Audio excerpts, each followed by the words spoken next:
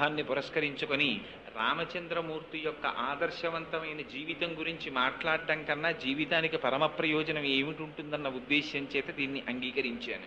ఇప్పుడో జరిగింది రామాయణం, త్రేతాయుగంలో జరిగింది. ఆనాటి పరిస్థితులు వేరు. ఎందుచేత అంటే ఆనాడు దశకంఠుడైనటువంటి రావణాసురుడు బ్రహ్మగారి గురించి బ్రహ్మాండమైనటువంటి తపస్సు చేసి అందరిలాగే ఆయన వరాలు అడిగాడు. అందరికీ ఏం కోరికుంటుందో అంత తపస్సు చేసి 10 తలకాయలున్న రావణాసురుడికి అదే కోరికుంది. ఏమిటంటే ఈ శరీరంతో ఉండిపోవాలి. ఎవడుకుండదు ఈ కోరిక? అలా కుదరదయా అన్నాడు ఆయన. అంటే పోనీ అయితే కొంతమంది చేతిలో చచ్చిపోకుండా వరం ఇమ్మన్నాడు. సరే, ఎంతమంది చేతిలో చచ్చిపోకుండా కోరుకుంటున్నావో చెప్పమన్నాడు లిస్టు. ఇది ప్రతి పురాణంలోనూ జరిగే విషయమే. అంటే ఆయన పెద్ద లిస్టు ఒకటి చదివాడు. దేవతలు, దానవులు, యక్షులు, గంధర్వులు, కిన్నెరులు, కింపురుషులు వీళ్ళెవ్వరి చేతిలోనూ మరణించకూడదన్నాడు. కానీ ఆయన మనుష్యులను వదిలేశాడు. ఎందుకంటే ఒక తృణీకార భావం, ఇంతమంది చెయ్యలేని పని ఒక మనిషి ఏం చేస్తాడని. అందుకని నన్ను అసలు మనిషిని కోరుకోవడం ఎందుకు అనుకున్నాడు, వదిలేశాడు. ఆనాటి చులకన భావం అది. అసలు మనిషి అంటే లెక్కలోనికి రానిటువంటి రోజులు. అదిగో అట్లాంటి రోజులలో వచ్చినటువంటి అవతారం రామావతారం. దాని ప్రయోజనం రావణాసురుణ్ణి సంహరించేశాడు. ఇప్పుడు చెప్పుకోవడం ఎందుకు? కలియుగంలో 2003వ సంవత్సరంలో ప్రత్యేకించి రోటరీ క్లబ్ వారి దగ్గరికి వచ్చి, నేను వారికి ఏం తెలియదా, వారందరికన్నా చాలా ఆదర్శవంతమైనటువంటి జీవితాన్ని గడుపుతూ సమాజానికి ఇతోధికంగా సేవ చేస్తున్నటువంటి వారి దగ్గరికి వచ్చి రామచంద్రమూర్తి యొక్క గుణ వైశిష్ట్యాన్ని వర్ణించడం ఏమిటి అంటే, రామాయణం ఎంతకాలం జీవించి ఉంటుందో అంతకాలం మాత్రమే మానవత్వం బ్రతికుంటుంది. అది మనం చాలా జాగ్రత్తగా గుర్తుపెట్టుకోవలసిన విషయం. రామాయణం వాల్మీకి మహర్షి వ్రాశారు, కానీ ఆ తర్వాత విశ్వనాథ సత్యనారాయణ గారి వంటి కవి సామ్రాట్టుల దగ్గర నుంచి రామాయణాన్ని స్పృశించని కవి ఉండడు. ఎందుకు మళ్ళీ రామాయణం రాయడం అంటే, విశ్వనాథ సత్యనారాయణ గారే చెప్పారు, తిన్నా అన్నం ఎందుకు తింటున్నావు, నిన్న తినలా అన్నం, పొద్దున్న తినలా అన్నం, మళ్ళీ సాయంకాలం అన్నం ఎందుకు అంటే, అన్నం లేకపోతే బ్రతకవు కనుక. బాహ్యంలో శరీరం బ్రతకడం కాదు కావలసినది, లోపల మానవత్వం బ్రతకాలంటే రామాయణం జ్ఞాపకం ఉండాలి, రామాయణం వినాలి, రామాయణం చదవాలి, రాముణ్ణి 1కి 10 మార్లు ఆదర్శంగా గుర్తుపెట్టుకోవాలి. రాముడి యొక్క శీలము, రాముని యొక్క ఆ వ్యక్తిత్వము ఎంత కాలము మానవ జాతి స్మరించుకుంటుందో అంతకాలం మానవత్వం బ్రతికుంటుంది. మానవత్వం బ్రతికి లేనినాడు వాడు ఉపాధి చేత మానవుడేమో కానీ వాడికి రాక్షసుడికి తేడా ఉండదు. దానివల్ల సమాజమునకు అంతటికీ కూడా అభద్రతాభావం ఏర్పడుతుంది, ప్రమాదమునకు లోనవుతుంది. అందుచేత రాముని యొక్క దివ్య గుణములను కీర్తించని వారు ఉండరు. అసలు ఆ అవతారమే చాలా విశిష్టమైనటువంటి అవతారం. మిగిలిన అవతారాల్లో ఎప్పుడెప్పుడైనా ప్రపంచానికి మనుగడకి ప్రమాదం ఏర్పడితే సాధారణంగా మీరు ఏ పురాణం జరగండి ఒకటే జరుగుతూ ఉంటుంది. అందరూ బాధపడే వాళ్ళందరూ భూలోకంలో ఉంటారు. వాళ్ళందరి దగ్గరికి భూదేవి వస్తుంది. వచ్చి నన్ను చాలా ఇబ్బంది పెడుతున్నారయా రాక్షసుల పరిపాలనలో అంటుంది. సరే, ఏం చేద్దామని వీళ్ళందరూ కలిసి బ్రహ్మగారి దగ్గరికి ఎడతారు. మొట్టమొదట ఆయన కన్సల్టెంట్ ఫిజిషియన్ లాంటి వాడు. ఆయన దగ్గరికి ఎడితే మొదట వ్యాధి ఏమిటో ఆయన నిర్ణయిస్తాడు, ఆ తరువాత స్పెషలిస్ట్ కి రిఫర్ చేస్తారు. బ్రహ్మగారు ఎప్పుడు కూడా ఇది ఉపాయం అని ఆయన చెప్పరు. మీరు కావాలంటే ఏ పురాణం చూడండి, అందులో ఉన్న అంతర్లీనమైన విషయం ఒకటే ఉంటుంది. ఈ బ్రహ్మగారు శివుడు కలిసి అందరూ కలిసి రాక్షస సంహారానికి విష్ణువు దగ్గరికి ఎడతారు. ఆయన స్థితికారుడు, వరాలు ఇవ్వడం బ్రహ్మగారు ఇచ్చేస్తుంటారు. అందరు తపస్సు చేసే వాళ్ళందరూ బ్రహ్మగారి గురించి చేస్తారు. ఇది విచిత్రం. అసలు చేస్తే ఆయన ఎవరిని ఏం కన్సల్ట్ చేయరు. ఆయన హంసవాహనం మీద ఎడతారు. వెడితే ఏం కావాలని అడుగుతారు. ఎప్పుడూ ఒకటే కోరిక అందరిది. మీరు ఏ రాక్షసుడి కథ చదవండి, వాడికి కనపడగానే వాడు ఏమడుగుతాడంటే, నాకు మరణం ఉండకూడదని అడుగుతాడు. అనగానే బ్రహ్మగారు అంటారు, అలా కుదరదయ్యా అంటారు. వచ్చిన జాతస్య హిద్రుహో మృత్యు ధ్రువం జన్మ మృతస్య చ, వచ్చిన వాడు వెళ్ళిపోక తప్పదు, ఇంకో విషయం అడుగంటాడు. వాడు అడగడు. వాడు మోక్షం కావాలని అడగడు, భక్తి కావాలని అడగడు. పోని వీళ్ళ చేతిలో చచ్చిపోకుండా వరం ఇస్తావా అంటాడు. అలాగే ఇచ్చానంటాడు ఆయన. వీడు సంతోషపడిపోతాడు, ఆయన వెళ్ళిపోతారు. ఇంతే. ఎక్కడ మీరు ఏ పురాణం జరిగినా ఇదే ఉంటుంది. ఎందుకు అలా రాయడం అంటే, దాని వెనకాతల రహస్యం అంతా ఉంది. ఈయన వెళ్ళిపోయిన తర్వాత వాడికి గర్వం వస్తుంది. వాడు చేసింది తపస్సు, ప్రత్యక్షమైంది బ్రహ్మగారు, పుచ్చుకున్నది వరాలు, వెంటనే గర్వం వచ్చి నన్ను చంపేవాళ్ళు లేడని వాడు నిర్ణయానికి వస్తాడు. వచ్చి ఇంకక్కడి నుంచి అల్లరి ప్రారంభిస్తాడు. మొదట ఎవరి మీద కన్ను పడుతుందంటే, పాపం ఇంద్రుడు ఒక ఆయన దొరుకుతాడు. అందరూ ఆ ఇంద్రుడి మీద కెడతారు. వెళ్ళి ఆ ఇంద్రుడి యొక్క రాజ్యాన్ని వశం చేసుకుంటారు. ఎందుకంటే అది ఇరాక్ లాంటిది. అక్కడ ఆయిల్ ఉందని బుష్ వెళ్ళినట్టే అది అమరావతి. మీకు కథ మారుతుంది, జీవితాలు ఎప్పుడు అలాగే ఉంటాయి. అందుకని వీడి దగ్గర అస్త్ర సంపద ఉంది కాబట్టి వాడు అమరావతి మీద కెడతాడు. వెళ్ళి ఇంద్రుడిని రాజ్యభ్రష్టుణ్ణి చేస్తాడు, చేసి ఆక్రమించుకుంటాడు. అప్పుడు భూలోకంలో ఉన్న వాళ్ళకి దేవలోకంలో ఉన్న వాళ్ళు కలుస్తారు. కలిసి వీళ్ళందరూ మొరబెట్టుకుంటారు స్థితికారుడైన శ్రీ మహావిష్ణువుతో, స్వామి నువ్వు ఎప్పుడు వస్తావయ్యా, ఈయన చాలా అల్లరి చేస్తున్నాడు అంటారు. ఆ లిస్ట్ ఏమిటని ఆయన బ్రహ్మగారిని అడుగుతాడు. అడిగితే బ్రహ్మగారు చెప్తారు, ఇదిగో ఏదో ఆయన అడిగాడండి, మనుష్యుడి చేతిలో చచ్చిపోను, పగల చచ్చిపోను, రాత్రి చచ్చిపోను, ఇంట్లో చచ్చిపోను, బయట చచ్చిపోను, గోల్డ్ ఉన్నవాడితో చచ్చిపోను, గోల్డ్ లేని వాడితో చచ్చిపోను, ఇలా ఓ పెద్ద లిస్ట్ అడిగాడు, ఇచ్చానంటాడు. మీరు ఎప్పుడైనా చూడండి విష్ణువు బ్రహ్మగారిని దెబ్బలాడ్డావు, నువ్వు ఎందుకు ఇచ్చావు ఈ వరాలు అసలు అని అడగడు. ఆయన ఎగ్జామ్షన్ ఆలోచిస్తాడు. ఇంట్లో చచ్చిపోకూడదు, బయట చచ్చిపోకూడదు, గడప కదా, పగల చచ్చిపోకూడదు, రాత్రి చచ్చిపోకూడదు, అసుర సంధ్య వేళ కదా, మనిషి చేతిలో చావకూడదు, జంతువుల చేతిలో చావకూడదు, మనిషి జంతువు కాని నృసింహావతారం కదా, ఇన్ని ఆలోచించి ఆయన వస్తాడు. వచ్చి ఇన్ని కోరికలు వినివాడు చచ్చిపోతాడు. అది విచిత్రం. దీనికి అవతారాలు వస్తాయి. వీడు ఇంత తపస్సు చేసి సాధించేది ఏమిట్రా అంటే చిట్ట చివరికి ఎవడైనా ఇలాగే పోతుంటాడు. అలాగే రావణాసురుడు పోయాడు. అయితే రామచంద్రమూర్తి అవతారం మాత్రం విచిత్రం. ఎందుకనంటే అసలు ఎవరెళ్ళి అడగలేదు విష్ణువుని, ఓ శ్రీ మహావిష్ణువా నువ్వు వచ్చి మమ్మల్ని రక్షించమని అడిగిన వాళ్ళు లేరు. కేవలంగా దశరథ మహారాజు గారు నాకు కొడుకులు లేరు, కొడుకుని కనాలి అని చెప్పి ఆయనకు ఒక కోరిక కలిగింది. కోరిక కలిగి ఒక పెద్ద అశ్వమేధ యాగం అనేటటువంటి యాగాన్ని మొదలెట్టాడు. యాగాన్ని మొదలెట్టిన తరువాత ఓ పెళ్లికి వెళ్ళామనుకోండి, నలుగురు కలుస్తారు, అందరికీ కామన్ సబ్జెక్ట్ ఏదో దొరుకుతుంది, దాని మీద చర్చ చేస్తారు. అలాగే అక్కడికి వచ్చినటువంటి వాళ్ళందరూ కూర్చుని వాళ్ళందరికీ ఆనాడు పడుతున్నటువంటి బాధల గురించి మాట్లాడుకుంటున్నారు. ఏమిటా బాధ అంటే రావణాసురుడు పెట్టేటటువంటి బాధే. చాలా ఇబ్బంది పెట్టేస్తున్నాడండి అంటే, వాయు అన్నాడు నన్ను గట్టిగా వీచనివ్వట్లేదన్నాడు, సూర్యుడు అన్నాడు నన్ను గట్టిగా ప్రకాశించనివ్వడన్నాడు, నీరెంది నన్ను ఇంతకన్నా ప్రవహించకూడదంటున్నాడంది. ఇలా ఎవరి బాధలు వాళ్ళు చెప్పుకుంటున్నారు. ఇంతలో బ్రహ్మగారు వచ్చారు పైనుంచి. బ్రహ్మగారంటే ఇంటి పెద్ద. ఆయన్ని చూడగానే అందరూ లేచి నిలబడి నమస్కారం చేశారు. నమస్కారం చేసి ఓ మాట చెప్పారు, భగవంత ప్రసాదేన రావణో నామరాక్షస సర్వాన్నో బాధతే వీర్యఛాసితుం తన్న శక్నుమః. స్వామి మీరు వరాలు ఇచ్చారు కదా, రావణాసురుడు మమ్మల్ని చాలా బాధ పెట్టేస్తున్నాడండి అన్నారు. అంటే బ్రహ్మగారు అన్నారు, నాకు తెలిసయ్యా, ఇచ్చింది నేనే కదా వరం, వాడు చాలా బాధ పెడుతున్నాడన్న విషయం కూడా నాకు తెలుసు, కానీ వాడిని నిర్జించడానికి శ్రీ మహావిష్ణువు వస్తారు, కంగారు పడకండి. ఎప్పుడెప్పుడు భాగవతులు బాధపడతారో ఆనాడు భగవానుడు వస్తాడు. అనేంతలో ఏతస్మిన్నంతరే విష్ణు రూపయాతో మహాద్యుతి శంఖచక్ర గదాపాణి పీతవాస జగత్పతి అన్నారు వాల్మీకి మహర్షి. అంతటా ఉన్నవాడే విష్ణువు. విష్ణువు లేకపోవడం ఉండదు. ఇప్పుడు కూడా ఉన్నాడు ఆయన, ఇదంతటా ఉన్నాడు. ఉన్నవాడే అక్కడ కనపడ్డాడు ప్రకటంగా. కరచరణాదులతో ఆవిర్భవించాడు. ఆవిర్భవించి వరం ఇచ్చాడు. ఏమని వరం? నేను వస్తున్నానయ్యా, వచ్చి హత్వాక్రూరం దురాత్మానం దేవర్షీణాం భయావహం దశవర్ష సహస్రాణి దశవర్ష శతాని చ అన్నాడు. ఆ రాక్షసుడైనటువంటి రావణాసురుణ్ణి నిర్జిస్తాను, తర్వాత 11,000 సంవత్సరములు ఈ భూభారం వహిస్తానన్నాడు. ఈమె ఎవరడిగారు? 11,000 సంవత్సరాలు పరిపాలించడం ఎందుకు అంటే, అప్పటికి మనుష్య జాతి ఎన్ని కష్టాలు పడిందంటే రావణాసురుడి పరిపాలనలో అసలు మనిషిగా బ్రతకడం మర్చిపోయారు. మళ్ళీ మనిషి యొక్క ఔన్నత్యం ఏమిటో చెప్పడానికి 11,000 సంవత్సరములు పరిపాలిస్తానన్నాడు. అందుకొచ్చింది రామరాజ్యం. అందుకని 11,000 సంవత్సరములు పరిపాలిస్తానని వరమిచ్చి దశరథ మహారాజు గారికి తాను కుమారుడనై జన్మిస్తున్నానని తనంత తానుగా ఆయన ప్రకటించుకున్నారు. తత పద్మపలాసాక్ష కృత్వాత్మానం చతుర్విధం పితరం రోచయామాస తథా దశరథం నృపం అన్నారు వాల్మీకి మహర్షి బాలకాండలో. నేనే నలుగురిగా వస్తున్నాను అన్నారు. రామ లక్ష్మణ భరత శత్రుఘ్నులు నలుగురు శ్రీ మహావిష్ణువే. నేను దశరథ మహారాజు గారిని తండ్రిగా వరించి వస్తున్నాను అన్నారు. అందుకని ఆయనకి దాశరథి అని పిలిస్తే చాలా సంతోషంట.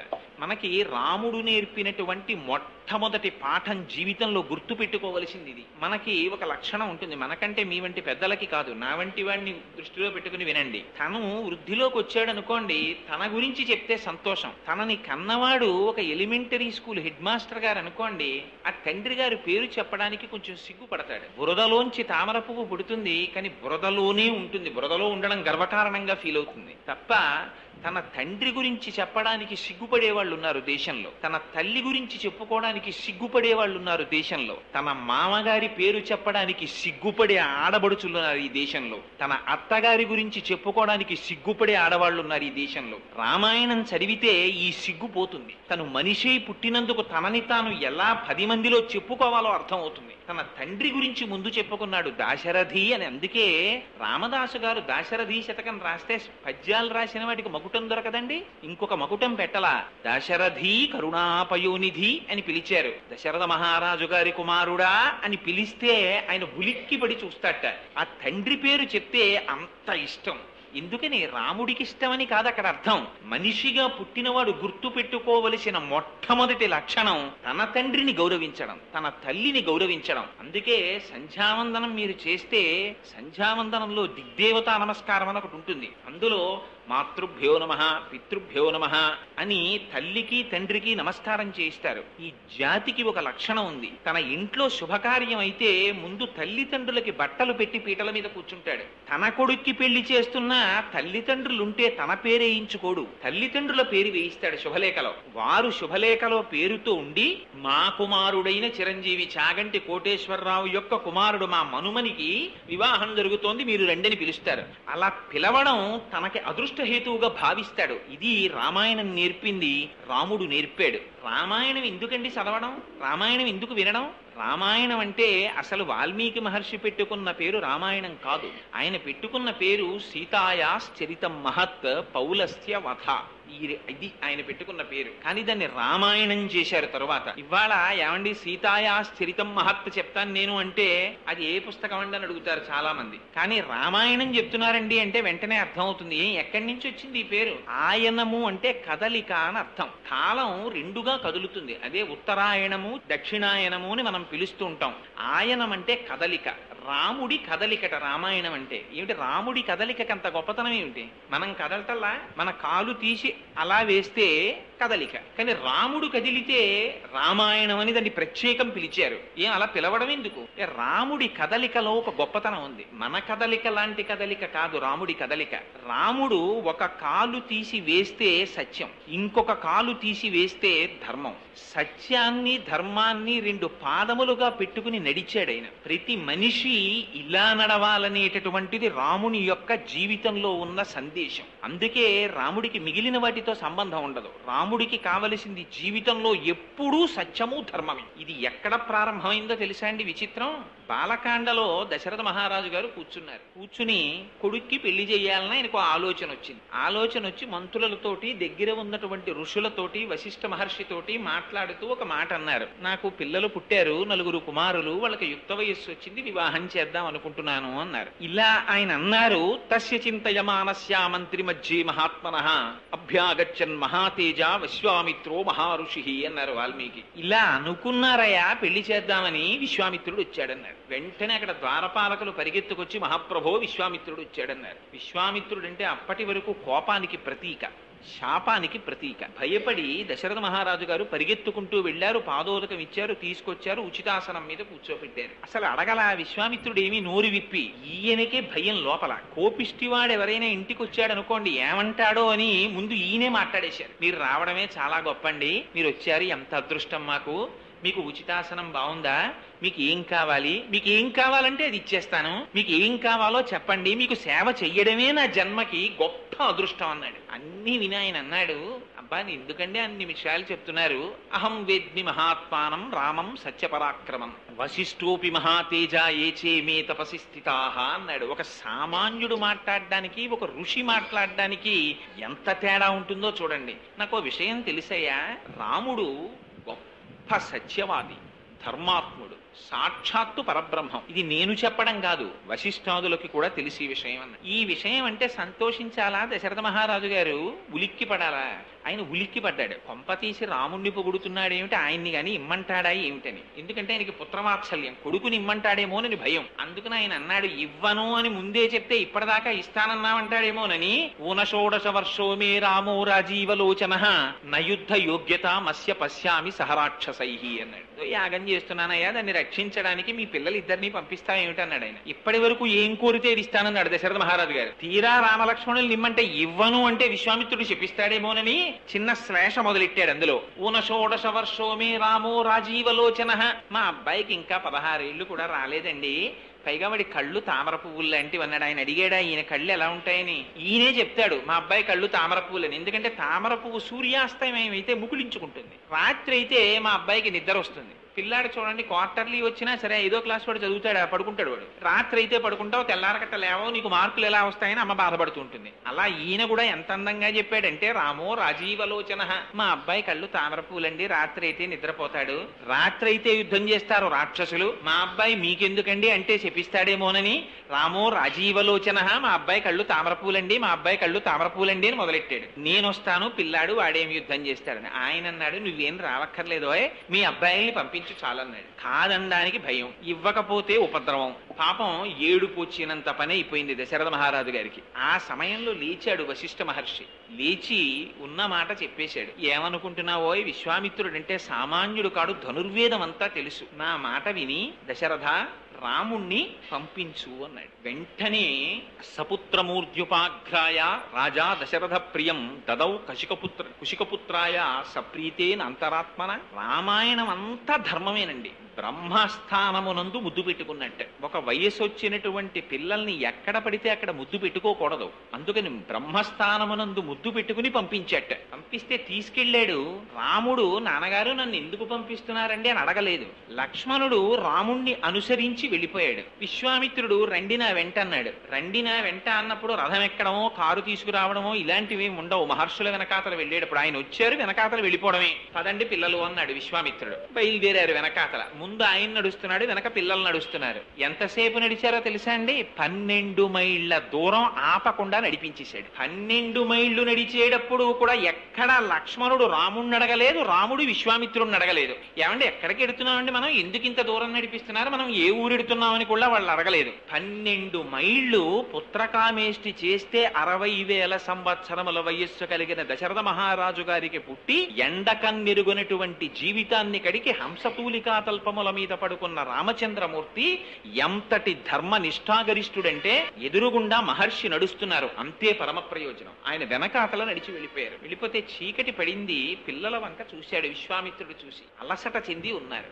ఆపాడు. ఆపి రామ గృహాణవత్స సలిలం మా భూత్కాలస్య పర్యత, నీకు మంత్రోపదేశం చేస్తానోయ్, ఆచమనం చెయ్యన్నాడు. ఏమిటి ఆ మంత్రాలు? మంత్రగ్రామం గృహాణత్వం బలాం అతిబలాంస్తథ అన్నారు వాల్మీకి మహర్షి. అవి ఏకంగా మంత్రముల యొక్క సమూహములట. ఆ మంత్రాలు ఉపదేశం పొందితే ఏమవుతుంది అంటే, నచ సుప్తం ప్రమత్తం వా దర్శయిర్షంతి నైరుతాహ అన్నారు. అసలు ఆకలి ఉండదు, దాహం ఉండదు, అలసట ఉండదు, రాక్షసులు నిర్జించలేరు, అటువంటి బలం పొందుతావు. అందుకని ఈ మంత్రాల్ని నీకు ఉపదేశిస్తున్నాను అన్నారు. ఆ మంత్రాల్ని ఉపదేశం పొందాడు. తాను లక్ష్మణుడికి ఉపదేశించాడు. గడ్డి తీసుకొచ్చి నేల మీద వేసి దీని మీద 2 పిల్లలు కలిసి పడుకోండి అన్నాడు విశ్వామిత్రుడు. 2 పిల్లలు రాముడు లక్ష్మణుడు కలిసి పడుకున్నారు. ఎలా పడుకున్నారంటే, ఏమిటో హంసతూలికా తల్పాలు అలవాటైపోయి బొత్తిగా తీసుకొచ్చి ఇలా గడ్డి మీద పడుకోబెట్టాడండి. మమ్మల్ని నిద్ర పట్టక అటు ఇటు దుర్లుతూ పడుకోలేదుట. ఇవాళ మహర్షి యొక్క సన్నిధానంలో పడుకునేటటువంటి అదృష్టం మాకు కలిగిందని ఆ రాత్రి అత్యంత సౌఖ్యంగా నిద్రపోయాట. ఎందుకు ఈ మాట అండం మహర్షి? నిద్ర పట్టేది ఎప్పుడు పడుతుందో తెలుసా అండి? శరీరమునకు కలిగినటువంటి బడలిక చేత నిద్ర పట్టదు. మనస్సు ప్రశాంతతని పొందితే నిద్ర పడుతుంది. మనస్సు ఒక విషయమునందు రమిస్తూ ఉండిపోయింది అనుకోండి, ఇక నిద్ర పట్టదు. ఆ విషయంలో ఉండిపోతుంది మనస్సు. మనస్సు నిద్రపోవడమే నిద్రపోవడం అంతే. మనస్సు ఆత్మలోకి వెళ్ళిపోయింది అనుకోండి, వాడు నిద్రపోయాడంటారు. మనస్సు ఇంకా తెలివిలో ఉందనుకోండి, నిద్ర పట్టలేదంటారు. ఒక్కొక్కడు హంసతూలికా తల్పం మీద పడుకున్నట్టే పడుకుంటాడు. ఇంట్లో ఏసీ ఉంటుంది, దోమలు రాకుండా చక్కగా 5 జెట్ ల్యాంపులు వెలుగుతుంటాయి, చల్లగా ఉంటుంది. 4 ఫోమ్ బెడ్లు వేసుకుంటాడు, డిస్టర్బెన్స్ ఉండదు, హాయిగా పడుకుంటాడు. రాత్రల్లా నిద్ర పట్టలేదంటాడు. ఎందుకు పట్టదు నిద్ర? ఎందుకు పట్టదంటే, మళ్ళీ భారతంలో మహానుభావుడు ధృతరాష్ట్రుడికి చెప్పేశాడు సంజయుడు, నిద్ర పట్టని వాళ్ళ లక్షణాలు ఏమిటో నేను చెప్తాను, నువ్వు వినని. అందుకని కొన్ని విషయాలు ఉన్న వాళ్ళకి నిద్రలు పట్టవు. అందుకని అంత నిద్ర పట్టకపోవడం ఏమిటి అంటే, వాడి మనస్సు నిద్రపోవడానికి ఉద్యుక్తమై లేదనమాట. కానీ గురువు వెంట వెళ్ళినటువంటి రామలక్ష్మణులకి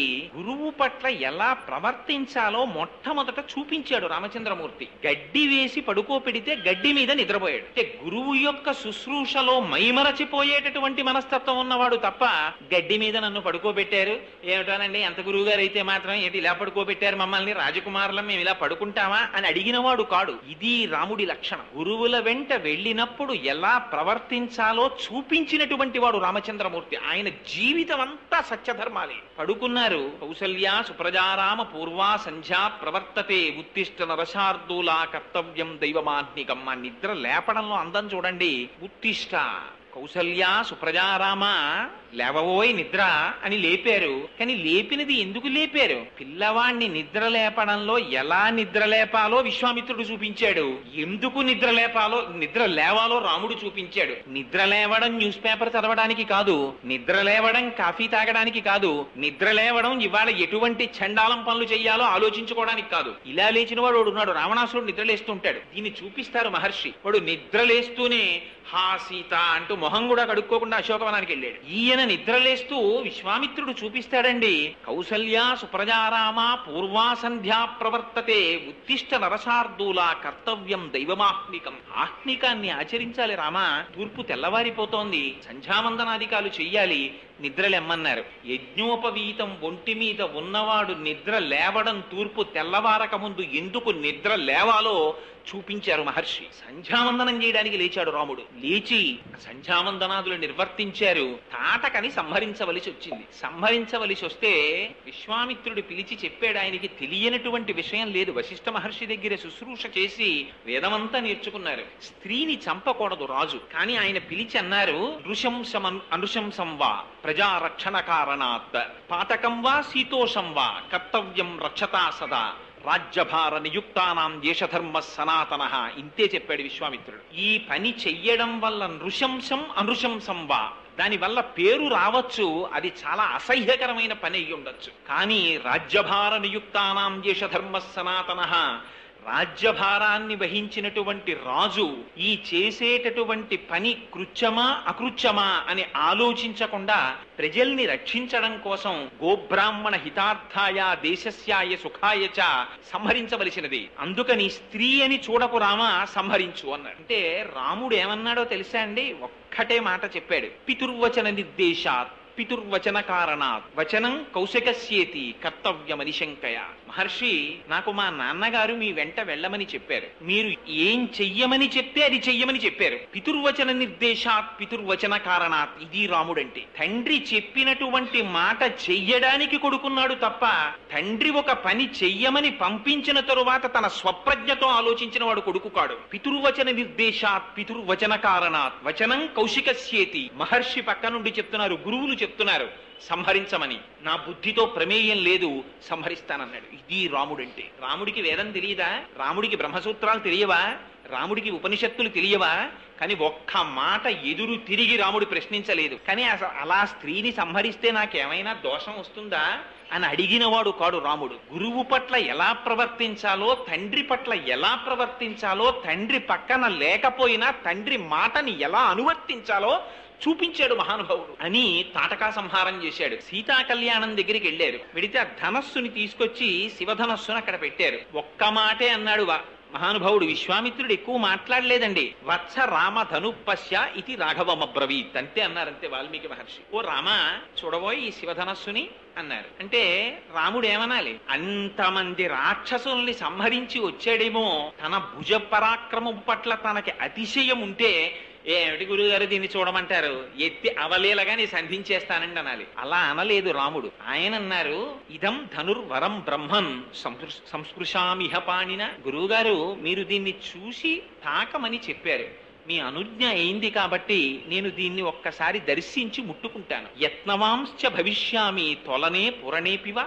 దీన్ని నేను సంధించాలని అనుకుంటున్నాను, దీన్ని ఎక్కువ పెట్టాలని అనుకుంటున్నాను, మీరు నాకు అనుజ్ఞ ఇవ్వవలసింది అన్నాడు. ఈ రాముడి వినయ సంపత్తి. తాను ఇంత రాక్షస సంహారం చేసి వచ్చాడు, అయినా ఆయనలో ఇంత అతిశయం ఉండదు. గురువు దగ్గర ఎలా మాట్లాడాలో, తాను ఏం చేసినా అది గురువుల వైభవం అని ఎలా ప్రవర్తించాలో ఈ జాతికి నేర్పాడండి మహానుభావుడు రామచంద్రమూర్తి. అంటే విశ్వామిత్రుడు అన్నాడు, ఆయన బ్రహ్మర్షి. సౌందర్యలహరిలో శంకర భగవత్పాదాచార్యులు అంటారు, జపో జల్ప శిల్పం సకలమపి ముద్రా విరచన అని. బ్రహ్మర్షి స్థితిని పొందినటువంటి వాడు చెయ్యిలా అన్నాడు అనుకోండి, అది ముద్ర అయిపోతుంది. నోటి వెంట ఒక మాట అన్నాడు అనుకోండి, అది సత్యం అయిపోతుంది. ఆయన తిన్నాడు అనుకోండి, యజ్ఞం అయిపోతుంది. ఆయన పడుకుంటే సమాధి అయిపోతుంది. అటువంటి బ్రహ్మర్షి రామా శుభం భూయా ఎక్కుపెట్టు అన్నాడు అనుకోండి, అది సత్యం అయిపోతుంది. గురువు దగ్గర ఆశీర్వచనాన్ని ఎలా పొందాలో వినయ సంపత్తితో రాముడు నేర్పాడు. అలాగే అన్నాడంతే విశ్వామిత్రుడు. ఎక్కువ పెట్టాడు, ధనస్సు విరిగిపోయింది. విరిగిపోతే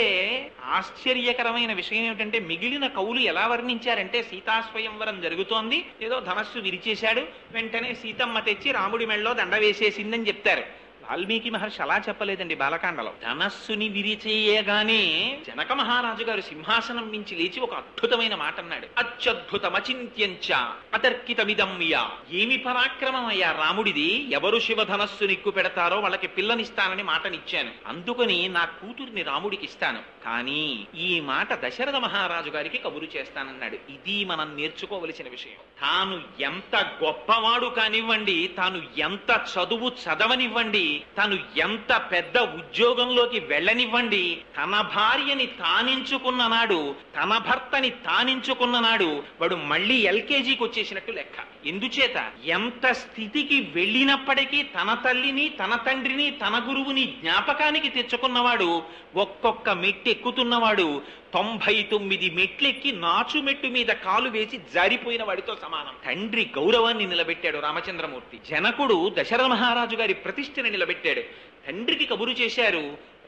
ఆ దశరథ మహారాజు గారు వచ్చారు. వచ్చి ఏమి మాట్లాడుకున్నారో తెలుసా అండి? దశరథ మహారాజు గారు, జనక మహారాజు గారు ఇద్దరు సింహాసనాల మీద కూర్చుని, ఏమండి మీకెంత రాజ్యం ఉంది, మీకెంత రాజ్యం ఉంది, మీ కోశాగారంలో ఎంత డబ్బుంది, మీ కోశాగారంలో ఎంత డబ్బుంది, మీకు పిల్లలెందరు, మాకు పిల్లలెందరు, ఇవి మాట్లాడుకోలేదు. అసలు వాళ్ళిద్దరూ మాట్లాడుకోలా, పురోహితులు మాట్లాడారు. ఎందుకంటే ఆశ్చర్యం ఏమిటంటే, పురోహితుడు అన్నవాడు అబద్ధం ఆడకూడదు. ఎంత ఋషులో చూడండి, యువతల పక్కన విశ్వామిత్రుడున్నాడు, వశిష్ఠుడున్నాడు, అటుపక్కన సాక్షాత్తుగా శతానందుల వారు ఉన్నారు, గౌతమ మహర్షి యొక్క కుమారుడు. ఆయన జనక మహర్షి వంశాన్ని చెప్పారు, ఈయన దశరథ మహారాజు గారి వంశం చెప్పారు.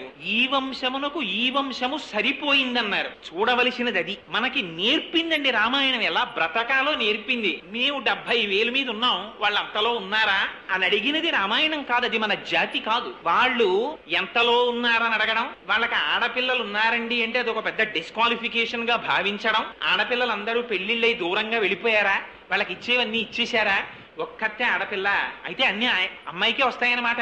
నాన్నగారికి ఏమైనా కొంచెం దీర్ఘకాలిక అనారోగ్యం ఉంది, ఎంత తొందరగా పోతారో అని ఆనందంగా మాట్లాడిన మాటలు రామాయణాన్ని నమ్ముకున్న జాతి మాటలు కావు అవి. వాళ్ళు మాట్లాడుకున్నవి ఎంతసేపు వంశాలు చూశారంతే. చూసి కన్యాదానం చేస్తూ ఎంత గొప్ప మాట అన్నాడో తెలుసా అండి జనకుడు? ఇయం సీత మమ సుత సహధర్మచిరీతవ ప్రతీచ్ఛ చైనాం భద్రంతే పాణిం గృహ్ణీష్వ పాణిన పతివ్రత మహాభాగా ఛాయేవానుగతా సదా.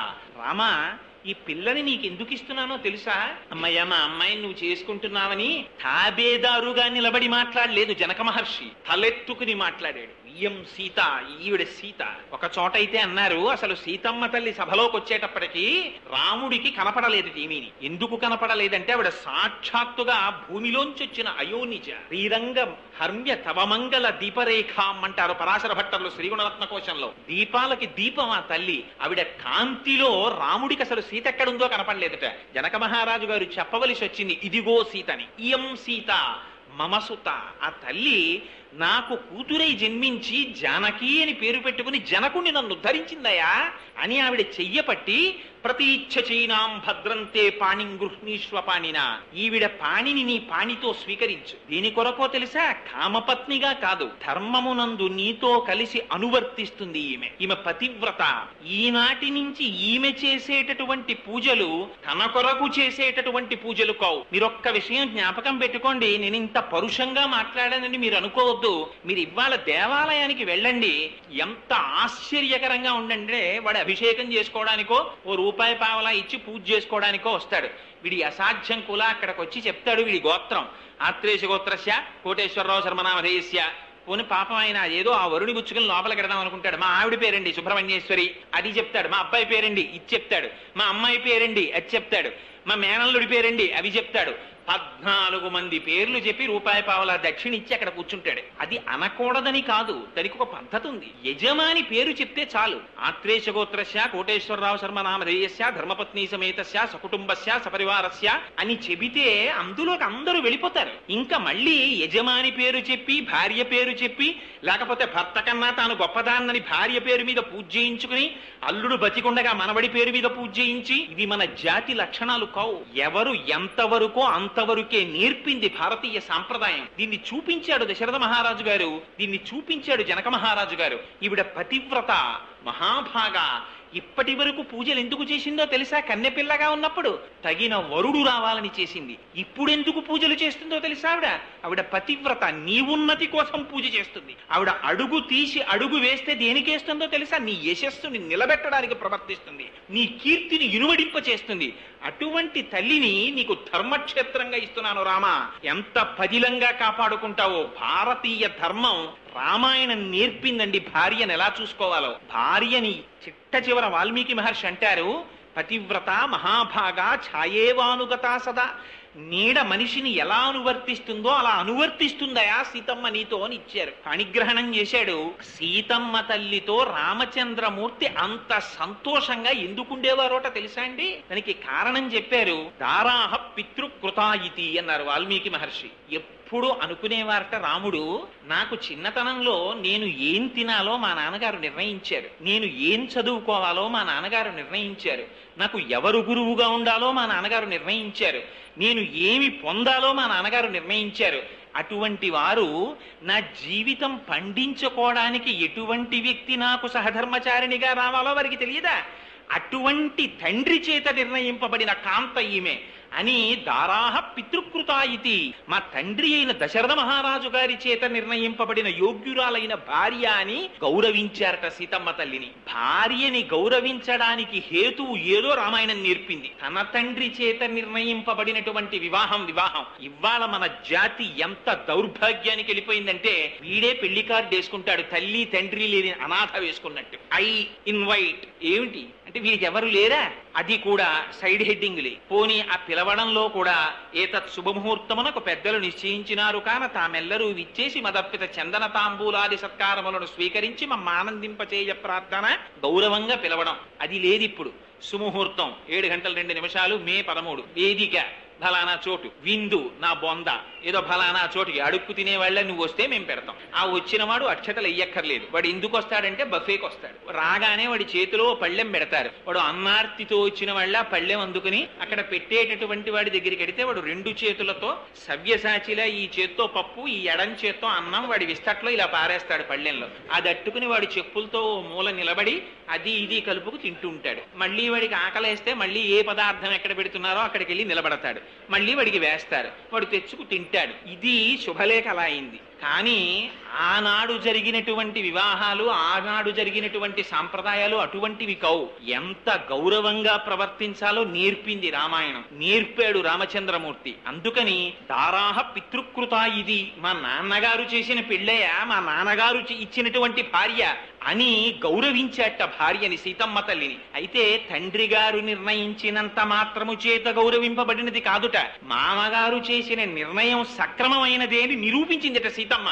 ఎలా నిరూపించింది అంటే గుణాఛాపి అన్నారు వాల్మీకి మహర్షి. తన గుణముల చేత, తన ప్రవర్తన చేత రామునికి యోగ్యమైన ఇల్లాలిని అని నిరూపించిందిట సీతమ్మ. అలా సీతారాములంటే ఇద్దరు కలిసి నడిచారట. ఆశ్చర్యం ఏమిటో తెలుసా అండి, రాముడికి సర్వకాలముల యందు కావలసినది ధర్మమే. హాయిగా వైవాహిక జీవితాన్ని గడుపుతున్నాడు ఆయన. ఎప్పుడూ తండ్రి గారిని ఏమీ అడగలేదు. ఒకనాడు దశరథ మహారాజు గారు తొందరపడిపోయి తనంత తాను ముహూర్తాలు పెట్టేసుకుంటుంటాడు. ఆయనకు అదో అలవాటు దశరథుడికి. ఒకనాడు సభ ఇచ్చాడు. సభికులందరూ కూర్చున్నారు. కూర్చున్న తర్వాత వాళ్ళందరినీ పిలిచాడు. పిలిచి చైత్ర శ్రీమాన్ అయం మాస పుణ్య పుష్పితకానన యవ్వరాజ్యాయ రామస్య సర్వం మే ఉపకల్ప్యతాం. ఇది చైత్రమాసం, చాలా శుభప్రదమైనటువంటి మాసం. అందుకని మా అబ్బాయి రామచంద్రమూర్తికి యవ్వరాజ్య పట్టాభిషేకం చేద్దాం అనుకుంటున్నాను. నాకు ఈ మధ్య పీడకలలు వస్తున్నాయి. ఆ పీడకలలు వస్తే ఎక్కువ కాలం జీవించడం చెప్తారు. అటువంటి దుర్నిమిత్తాలు కనపడుతున్నాయి. యోగ్యుడైన కుమారుడు ఉన్నాడు కనుక వాడికి యవ్వరాజ్య పట్టాభిషేకం చేసేద్దామని అనుకుంటున్నాను. మీ అందరికీ మనస్సుల్లో ఉన్న మాట నిష్కర్షగా చెప్పండి అన్నాడు. ఇది ధర్మం అంటే. తనకి పెద్ద కుమారుడని పట్టాభిషేకం చేయలా, రాముడికి అటువంటి యోగ్యత ఉన్నదో లేదో సభికుల్ని అడిగాడు దశరథ మహారాజు గారు. వాళ్ళన్నారు, అలా అడగగానే యవ్వరాజ్యాయ రామస్య సర్వం మే ఉపకల్ప్యతాం అంటే ఇచ్ఛామోహి మహాబాహుం రఘువీరం మహాబలం గజేన మహతాయాంతం రామం ఛత్రవృతాననం అయోధ్యక అన్నారు. వాళ్ళన్నారు, ఇంకా ఎప్పుడో చేస్తానంటాం ఏమిటయా దశరథ మహారాజా, ఎప్పుడెప్పుడు నీ కొడుకు ఏనుగు మీద అంబారీలో ఊరేగుతాడా అని మేము ఎదురు చూస్తున్నాం, తొందరగా చేయవయ్యా పట్టాభిషేకం అన్నారు. అంటే దశరథుడు వెంటనే ఒప్పేసుకున్నారని చెప్పేసి సంతోషంగా లేచి వెళ్ళిపోలేదండి. ఆయన అన్నాడు, ఉరే మిమ్మల్ని నేను 60,000 సంవత్సరాలు పరిపాలించాను, మిమ్మల్ని కన్నబిడ్డల్లా చూశానురా, ఇన్నాళ్లు పరిపాలించి ఇప్పుడు రాముడికి యవరాజ్య పట్టాభిషేకం చేస్తానంటే చేసేయి అని తొందరపడిపోతున్నారు. నా పరిపాలనలో మీకు వచ్చిన కష్టం ఏమిటి, రాముడు వస్తే మీకు వచ్చే సుఖం ఏమిటి చెప్పండి రా అన్నారు. ఇది రాముడి ధర్మబద్ధతకి వాల్మీకి మహర్షి ప్రజల చేత ఇప్పించిన తీర్పు. యువరాజు అవడానికి కావలసినటువంటి లక్షణములతో కూడిన వాడై రాముడు ప్రవర్తించాడా లేదా, ఇది ఎవరు నిర్ణయించాలి? తండ్రి కాదు నిర్ణయించవలసినది. ఇది నిర్ణయించవలసిన వారు వాల్మీకి మహర్షి కాదు. ఇది నిర్ణయించవలసినటువంటిది వశిష్ఠుడు కాడు. ఇది నిర్ణయించవలసినది కౌసల్య కాదు. ప్రజలు నిర్ణయించాలి. నిర్ణయించడంలో కూడా అందులో తెలివైన వాడు టక్కరివాడు లేచి చెప్పడం కాదు. నిజంగా గుణం ఉంటే కోమాబిళ్ళ ఎలా ఉందే అని అడిగారు అనుకోండి, పిల్లలందరికీ మీరు కోమాబిళ్ళలు పెట్టి పిల్లలందరూ మూకుమ్మడిగా అనాలి, తీయగా ఉంది నాన్నగారండి అని. సాయంకాలం సినిమా టికెట్కి డబ్బులు అడుగుదామన్న ఒక కొడుకే లేచి తీయగా ఉందండి అన్నాడు అనుకోండి, తండ్రికి అనుమానం రావాలి, ఏం మీరనలేదే అని అడగాలి. అందరూ అంటే అది తీర్పు కింద లెక్క, స్పాంటేనియస్ గా రావాలి అందరి నోటి వెంట. ఇది దశరథుడు కోరుకున్నది. అందరూ లేచి ఒకటే మాట అన్నారు, వ్యసనేషు మనుష్యాణం భృశం భవతి దుఃఖితః ఉత్సవేషు చ సర్వేషు పితేవ పరితుష్యతి. ఇదయా రాముడికున్న గుణం. రాముడంటే ఏమనుకుంటున్నావు? వ్యసనేషు మనుష్యాణం భృశం భవతి దుఃఖితః. రాముడు ఎంత గొప్పవాడంటే తన రాజ్యంలో ఉండేటటువంటి వారికి ఏదైనా కష్టం కలిగితే తల్లి ఏడిచినట్టు ఏడుస్తూనే ఉంటాడు.